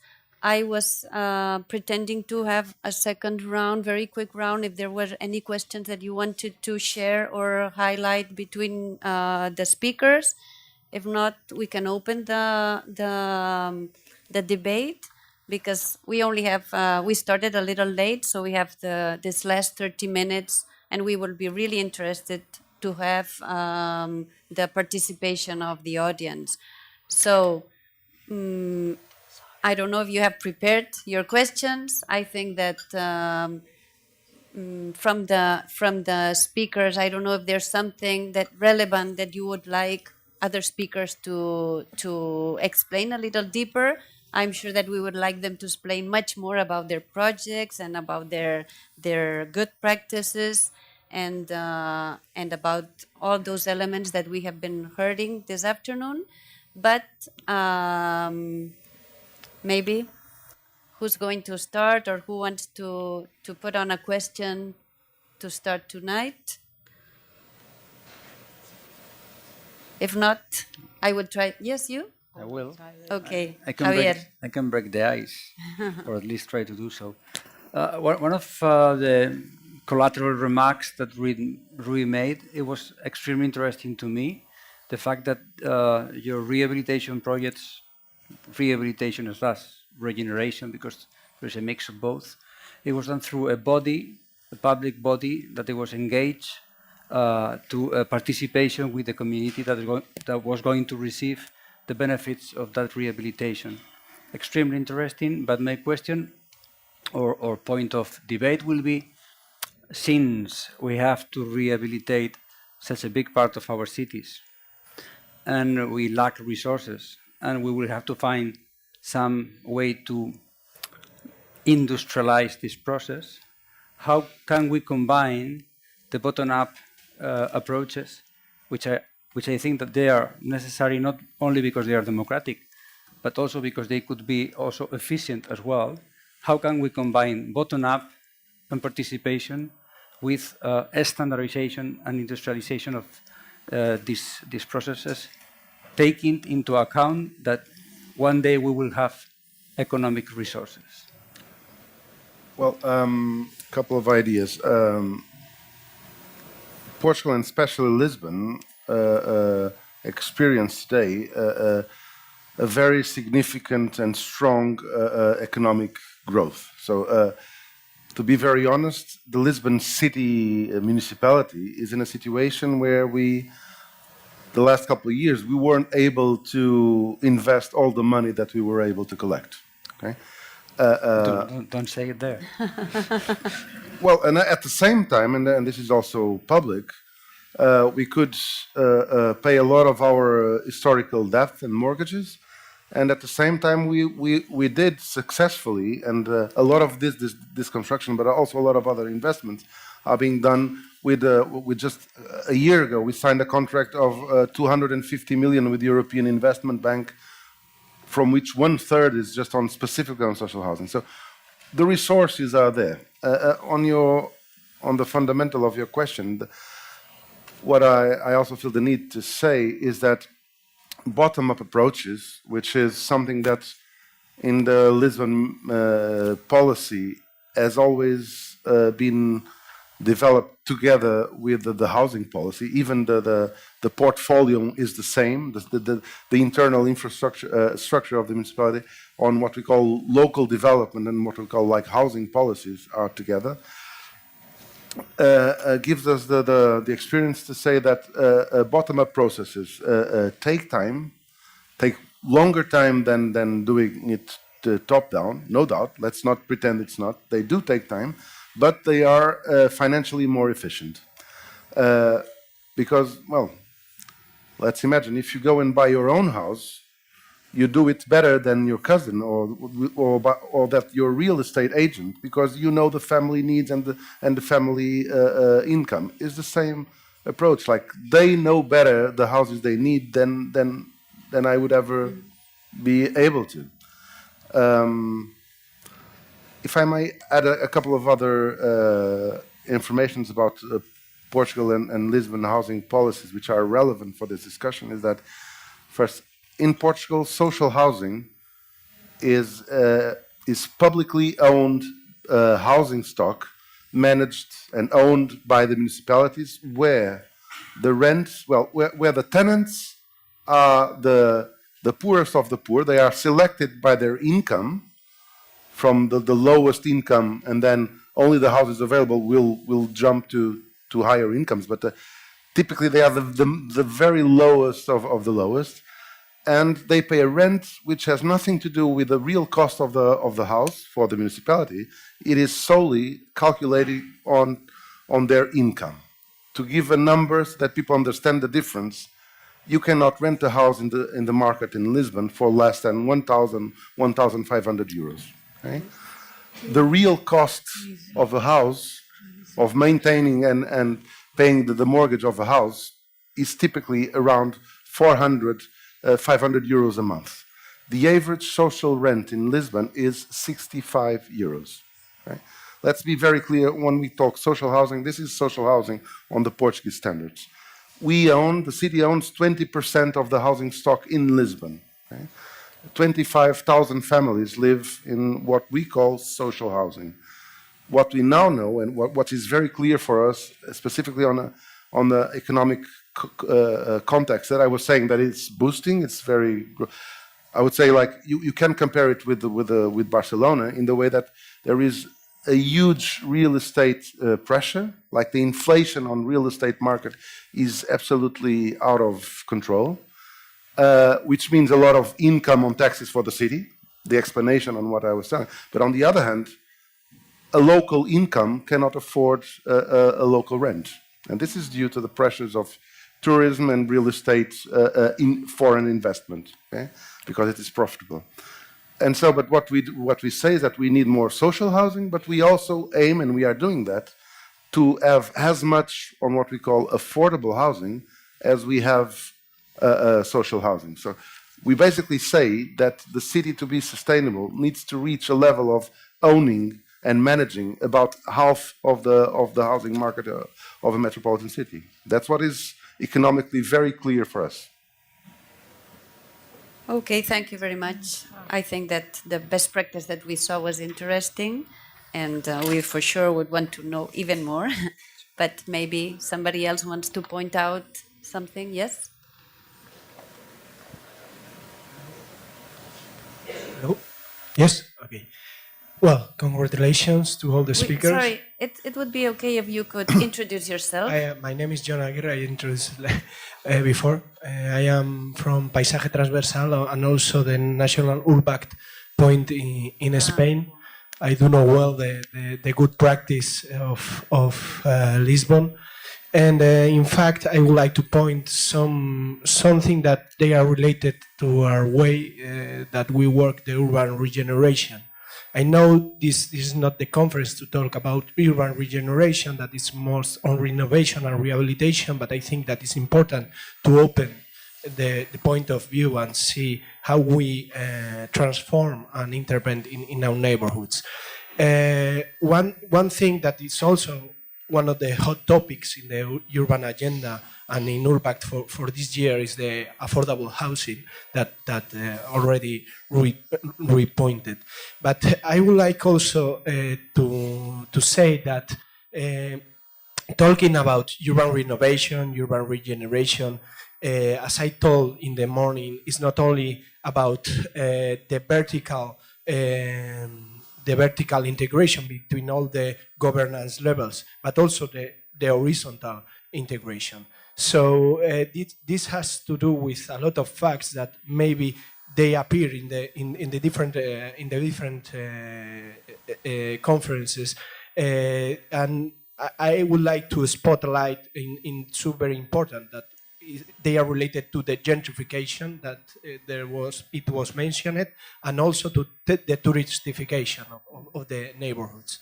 I think that we have a big, an important responsibility to generate new opportunities in the private neighborhoods, and this is not only about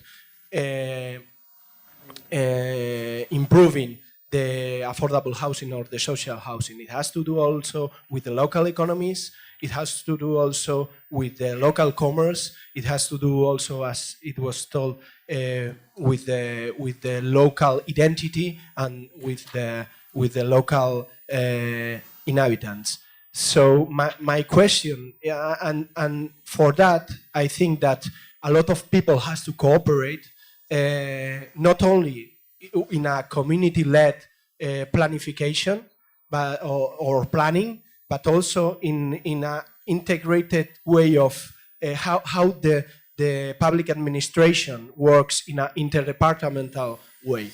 So the question is, what are the strategies of the different cities that are working in an integrated way, and they are working together with the different departments, and how?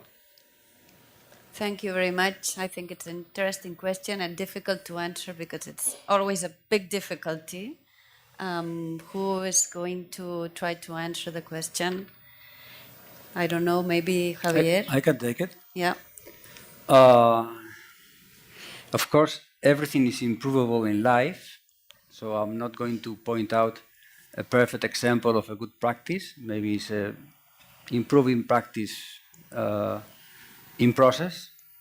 But just to give you one example of how complex internally is our rehabilitation policy, and we always look at this as a difficulty from the inside.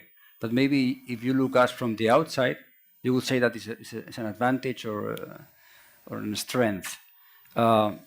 In rehabilitation, in the city of Barcelona, besides the regional government that shares a consortium with us, there are the following actors: the Housing Institute, the Town Planning Institute, the Landscape Institute, and Foment de Ciutat, which I don't know how to translate, but it's a specific public company for the neighborhoods plan. At least those 4 players are central. Plus, we have a strong cooperation with the Energy Department and with the Social Affairs Department. So we know that it's important to relate internally all the different resources that have something to say about a policy. But it is true that it's much more easier to say it than to do it, because we have a century and a half or maybe 2 centuries of administrative history of compartmentalization. So it's difficult to get people together and to work towards the same aim. Probably it's time-consuming, like the bottom-up approaches, but we are persuaded that it's more efficient at the end. It's extremely interesting, the process, and I believe that not only rehabilitation, probably housing policy as a whole is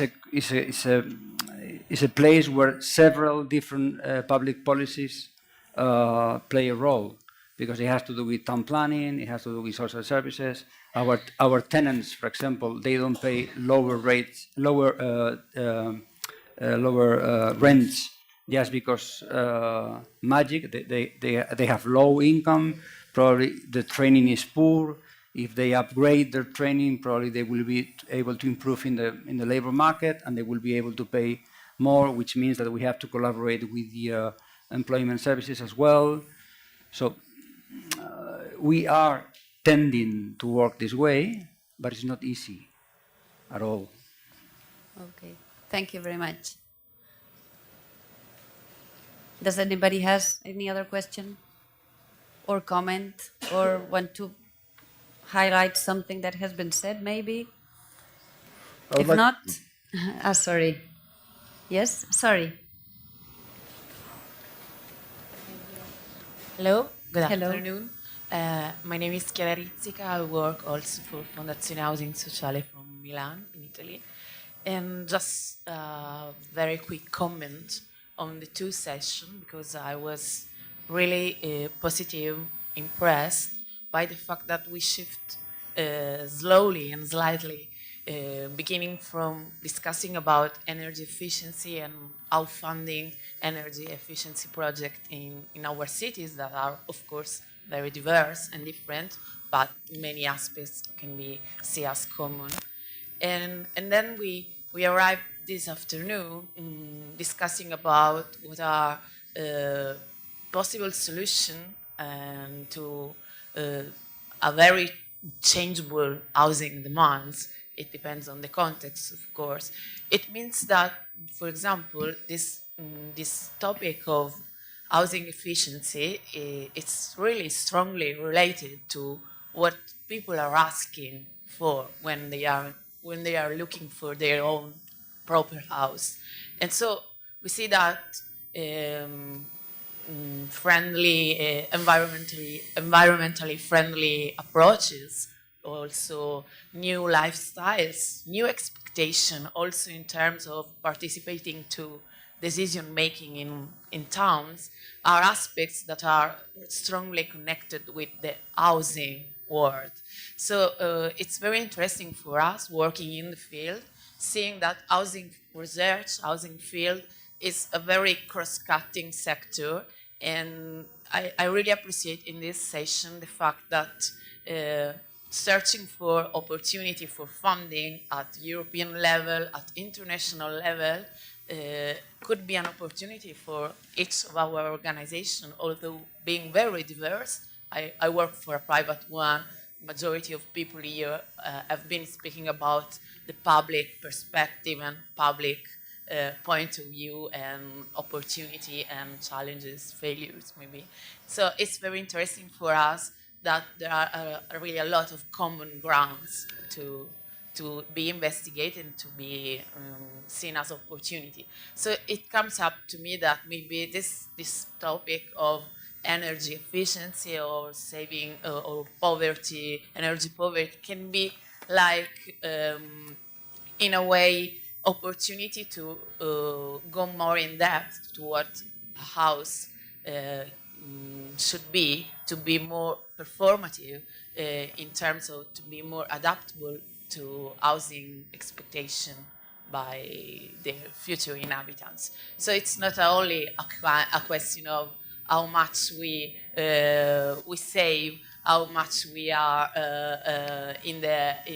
we are compliant with energy policy agendas and what's on, but also a way of try to plan more adaptable housing provision in a very changeable city around us.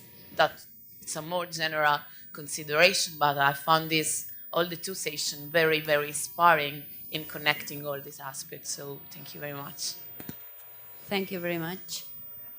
And what about these collaborative initiatives that we have heard about? Are they initiatives like that in other countries that you're representing here today?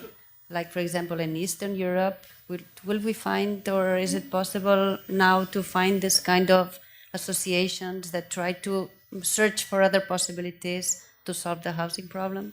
Yes, I mean, definitely they're at the level of, there is a question of scale and what addresses the issue on a large scale. I mean, there is a number of projects where there is a combination of private investment, and those are what we call supply side solutions, because there is money to be made also from supplying energy or investing in energy in the residential sector, if you take the risk. So there are investors and entrepreneurs and companies that do that. Usually those are utility companies, sometimes they are management companies. There are maintenance companies that maintain half of the city's residential buildings, so they have the scale, and sometimes they would like to create, basically make a business investment and gamble same way they do in other cases. So there is that solution. There are city-run and city-owned refurbishment, renovation / urban upgrade project, because you can fit them both, such as the cases that were mentioned here. Usually those are major cities or cities that have the financial condition to do this. So there is definitely a lot of those things going on a case-by-case basis. It's just that it's not, it's not major, it's not scaled, and it's not mainstream.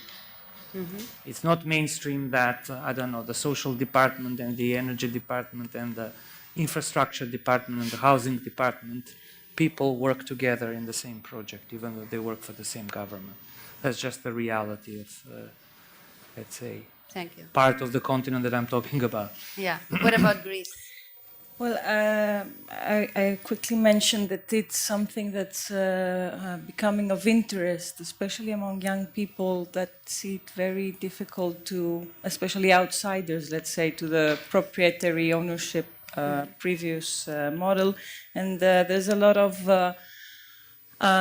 discussions from a bottom-down level of how housing could be part of collaborative, but within the model, and given the low prices I mentioned, because if we go to the picture of Lisbon, then of course this kind of processes would be impossible, because now what makes people think that if we pull together our resources, we could go for let's say, buying an abandoned building with a very low price and investing collaboratively with some help, of course, which is also being debated and demanded for,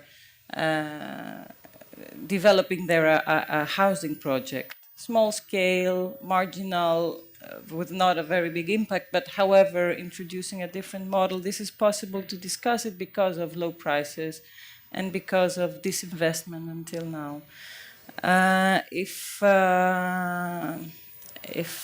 foreign investment conquers the spectrum and the whole landscape, and we start talking about rents that give 1,500 per month, with rent gaps, such a huge rent gap with older prices, I imagine, for mortgages, for 400, then this is not possible. So I say yes. There's not an example that is been going on, but there's a lot of initiatives coming up in different cities discussing and asking for know-how and incentives to move on. So this is I think this is a field that should be supported.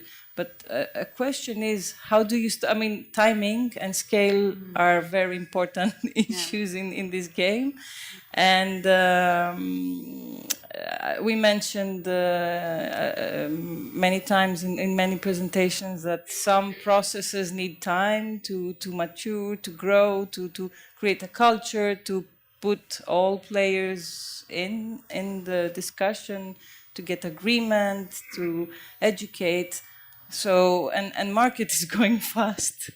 So I don't know how you can cope with that. I mean, be fast enough to be able to place a different model and avoid, like, I didn't understand from the Lisbon case that you think that it would, in order to control prices, you would have to own 50% of the stock.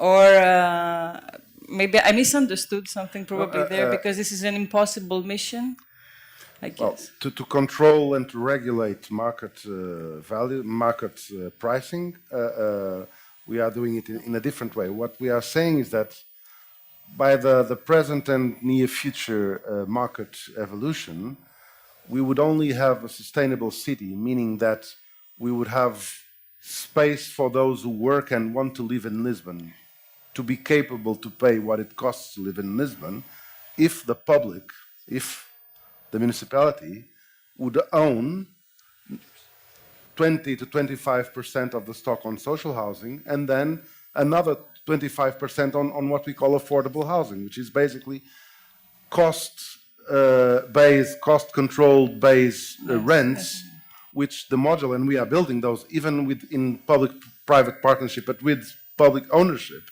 where the rent will never be higher than 30, 35% than the income of the designated target. Let's say not lower class, but like working class, which today cannot afford the market prices by far. Do you subsidize that part? Indirectly, and I will say how. Like we are running and launching tenders, open calls for a kind of a public-private partnership. We don't call it that way. It's a concession for building 20,000 units. Of those, 6,000 to 7,000 should be ready in the next 4 years. And the system is as follows: like we own or buy land and or buildings which are not being used, the city, and then we define a precise project on what we want to be built there, like on housing with some commerce and whatever. Let's say we want to have 100 affordable house units here. The study we do before opening the call is the price. We are establishing the price for 1-bedroom house unit cannot cost more than 200. Two bedrooms, 250. From 150 to 350 euros a month. Okay, this is our price, the final rent that we want to supply to the social demand. What we do is that we calculated a percentage. How much do I need to give to the investor so that he can ensure to give me those 100 houses by that price, keeping the ownership of the construction of the product municipal, and for them to exploit it for, let's say, 30 years. Okay. So what is happening, what is resulting of this study and these trials that we are running now, is that we can find a contract, we can find investors in the market, like giving them like 30% of the houses, you can do whatever you want, and the other 70% you will oblige to exploit on this affordable rent that we define, that we select the tenants, and after 30 years, the property of the house will be back to the municipality. So currently, and we are just giving basically land and offering a share of that for them to do whatever they want. I understand. That's a very good model. Do you keep those houses on your balance sheet from the very beginning, or they are utilized by the developer on those 30 years? The 30%, they only become full property of them at the end of the 30 years. Okay. But they can rent it at market prices. Okay, good. So that's why they do it. That's the incentive, basically. Yeah. In the end, our calculations is we need to give them a gross income, annual income, about 10% of their investment, which then after taxes is about 7%. Which is good. Yeah. Still, it's not easy to find, because like she was saying in Greece, like the market, the economic system, the finance system in Portugal is also not used to this. Like we don't have like pension funds that would enjoy this kind of safe, low-risk investments. Yeah. Okay? And the private real estate market can give incomes of 30, 40, 50%. So that's with what we are competing with. Okay. We are just almost on time, so we have 2 words here. I don't know if there were some more, but at least we finished with these 2 because I think we have to finish on time. So he was the first one, and then we can finish with Javier. Yeah, I had a very straightforward question for Rui and Besim about some of the incentives and policies and programs you were talking about Because I wonder, once the incentive has been provided and the houses have been built or renovated, how do we make sure that the vulnerable people we wanted to serve and help in the first place are benefiting from them and will benefit from them in the long run, that these people are not just going to sell or transfer the rent to somebody else and make individual profits on what was initially a public investment in them and in the neighborhoods they are in. So really, what are the legal techniques by which we can ensure permanent affordability in these subsidies we put into renovation? So two different answers. On what we call social housing, like the construction we've shown, they are social tenants. We control their income every year, and we calculated their income. And if their income starts going up, the rent also, and it gets to a point that they lose the right to enjoy social housing support. Well, house, let's say. On the opposition, like on this public-private concession on what we call affordable housing, what happens is, like, although it is a private concession to exploit that, so they receive the rents, but we control the city, the municipality, control not only the contract but also the selection of the tenants, not only during the 30 years and definitely hours after. Okay, but so the selection, it is a public procedure, and what we are even doing is, like, the system is even, while the social is the social housing is the lowest income, the first on the line to get the house. On the what we call affordable, let's say every month we put like 100 units with this pre-established price. If we get like 1,000 people applying, it is a lottery. It is a pure lottery. So as clean as that.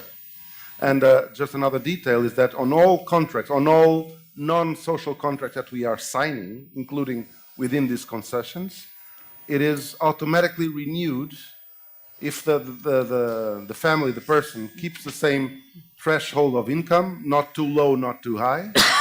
So what is affordable, within the affordability for that price, what happens is, like, it is automatically renewed if the person never missed the payment, so it can stay there forever, basically. Mm-hmm. If he never misses a payment, you will stay there forever. Okay. Well, I think that the question was double also question. Yeah, I mean, in the context of the geography that I was talking about, we're talking mostly about owner-occupied apartments, so there is not social rental, or where there is, it's very insignificant.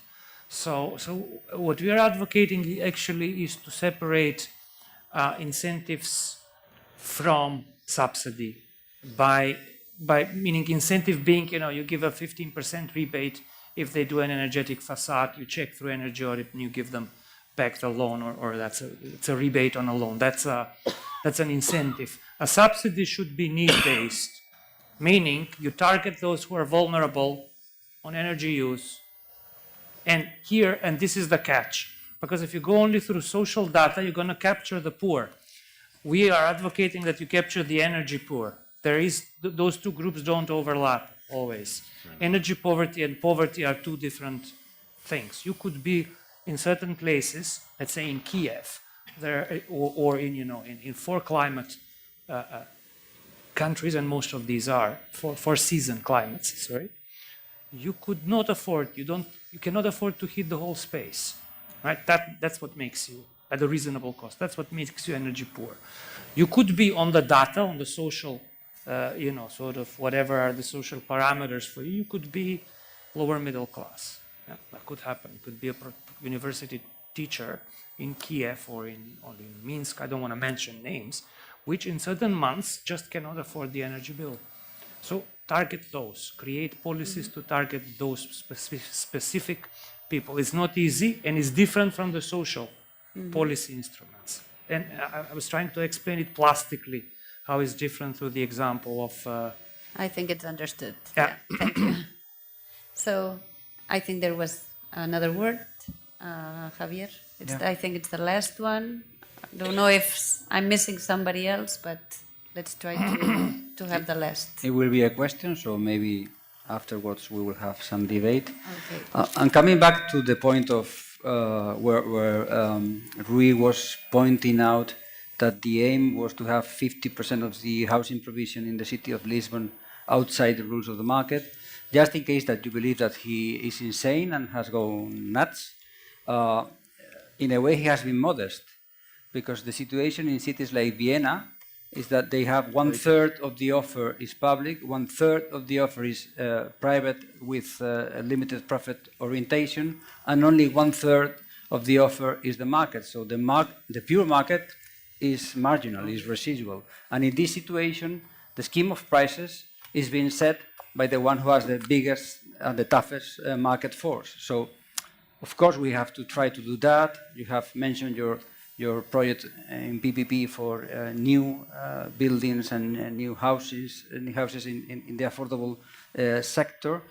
The gap that we have to fill is so big that we have to initiate projects, see what happens, replicate the good ones, and forget the bad ones. Maybe in the rehabilitation and renewal market, we have a bigger percentage of public intervention through subsidies and other means, but in general terms, in many European cities, and this is happening in Barcelona as well, we are facing in our case, the last 35,000 new units. After that, we won't be building new houses anymore. So the main challenge is how do we rehabilitate the existing urban tissues. And here, if you, as Chiara has done before, if you try to merge both roundtables, this morning roundtable and this afternoon debate, my main conclusion from the morning is that there is a ton of money out there ready to be invested in good projects. But, let me put it in this humoristic way, most of this money has been designed by people from the central and northern part of Europe, and they are very much orientated to energy efficiency. I have nothing against that. It's perfectly reasonable and necessary, but at the same time, cities like Lisbon, Barcelona, or Athens, we are suffering the pressure of funds, touristification, gentrification, and so on. So we need money to rehabilitate and to keep prices as social and affordable as possible. And we have to connect that ton of money with projects that they have to be at the same time energy efficient and socially orientated. And that's not easy. I have to admit that I don't know how to do, or I don't know how to do it in a replicable and a structural way. And I end up with Eduard's remark, and let's think that we do have money, and we can connect those energy efficiency projects with affordable and social houses that are the result of rehabilitation. How do we keep those prices controlled, low or affordable? Of course, if we are the owners, we can do it. If we are engaged in PPPs and we impose rules over our equity partners, we can do it as well. But in case that we give subsidies or similar things to subsidies to the general public, how do we control, or at least how do we control for a few years the result of that public money? We don't have the answers to everything, and we just propose things. And we are open to discuss and to know other methods. But, for example, this year in the city of Barcelona, we will do 2 operations that they will be experimental, and we have to see how they develop. The first one will be that if you are an owner and you receive a rehabilitation subsidy from us, and you are renting the apartment, you have to enlarge the scope of the contract in order to imitate a 5-year contract that we don't have it right now by law, because the minimum rental contract in Spain is 3 years. So in case that you receive money in order to rehabilitate, if you rent the unit, you will have to have it rented 5 years at least, and the prices will go up following the price, the inflation. If you don't want to follow these rules, you will have to do without the subsidy. This could be one method. And the other method is that in the same example, in case that you are an owner and you are renting the apartment, if you want to receive public subsidies, you have to prove us that the price of the rental is below the official rental indicator of the regional government. We have an index that has been built by the regional government that states the average prices of rental depending on the places, the size, the different features of houses. So in case that you want to receive the subsidies, you will have to be below the maximum of the index. These are only two methods. My question will be to the other panelists and to the public in general. Which other tools do we have to retain public investment as much as possible within the scope of social and affordable prices in the context of rehabilitation, not in the context of building new houses, something that in some cities is close to an end. I would, if I may, three things that we are doing now in Portugal. It's not only Lisbon, because we are changing. We are, for the very first time, we are defining. It was just presented last week, the first fundamental housing law for Portugal, so immediately below the constitution. My and our perspective is that to sort a challenge like this, we need to tie the solution to the cause of the problem. That's the smart link. And giving three examples.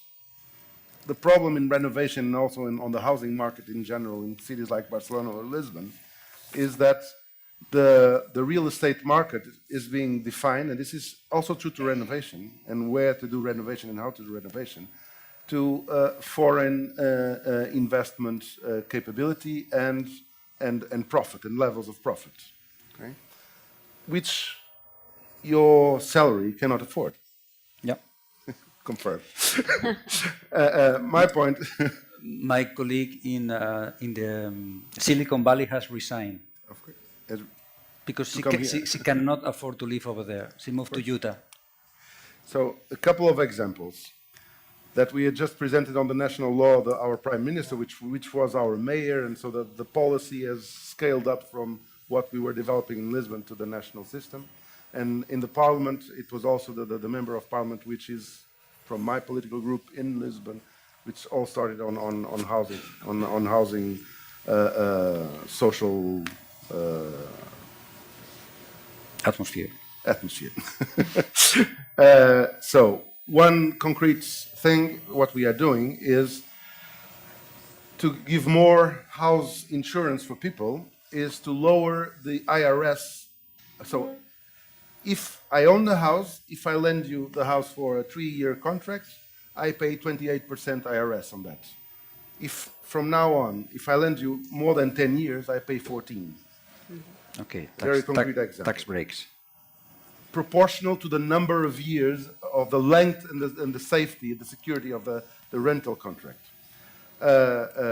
Another idea is, which is pretty radical, and you'll understand why, which is we've just put it in the law that the municipalities can make the requisition, like take possession of any private houses, if they are unjustifiably empty, unused. This doesn't mean taking the property. It means you're not using it, I'm taking it, I'm renting it, and then the rent goes for you by the prices I define. Okay? As clear as this. And this applies to public estate and to private estate. Public meaning national authorities. Okay? Another thing which is even more clear on linking the cause to the solution is what we spoke privately a couple of months before, what we are doing on the connection with the touristification and Airbnb and others alike, which is to define quotas per territory and then to define a system of perequation, which is the huge profits of touristical rental will subsidize the controlled rents system in a way that if one pays 5% income a year and the other one is paying 40, we will do perequation, so the same platforms will need to do both, charge both, and repay to the owners the same level of profit against the value of the property. So imagining giving both 20% and again boosting more offer because there's more tourists and tourism will become more expensive. And again boosting renovation and again always boosting the level and the numbers of affordable housing available in the market. So per equation of different levels of profit between touristification and affordable housing. Is it a regulation you already have or you're thinking on? We've just approved in Parliament that the municipalities can now on define quotas, and that municipalities will have the power to decide how do they issue the license for a touristical rental. And so it's up to each municipality to define its own system, which means if we want, we can now implement this one. Okay. I think we are on time and we should finish with the debate. I'm sorry because probably we have many more things to say. Thank you very much, first of all, to the speakers for your contributions and also for the audience with your participation on this debate. Thank you very much. You should come to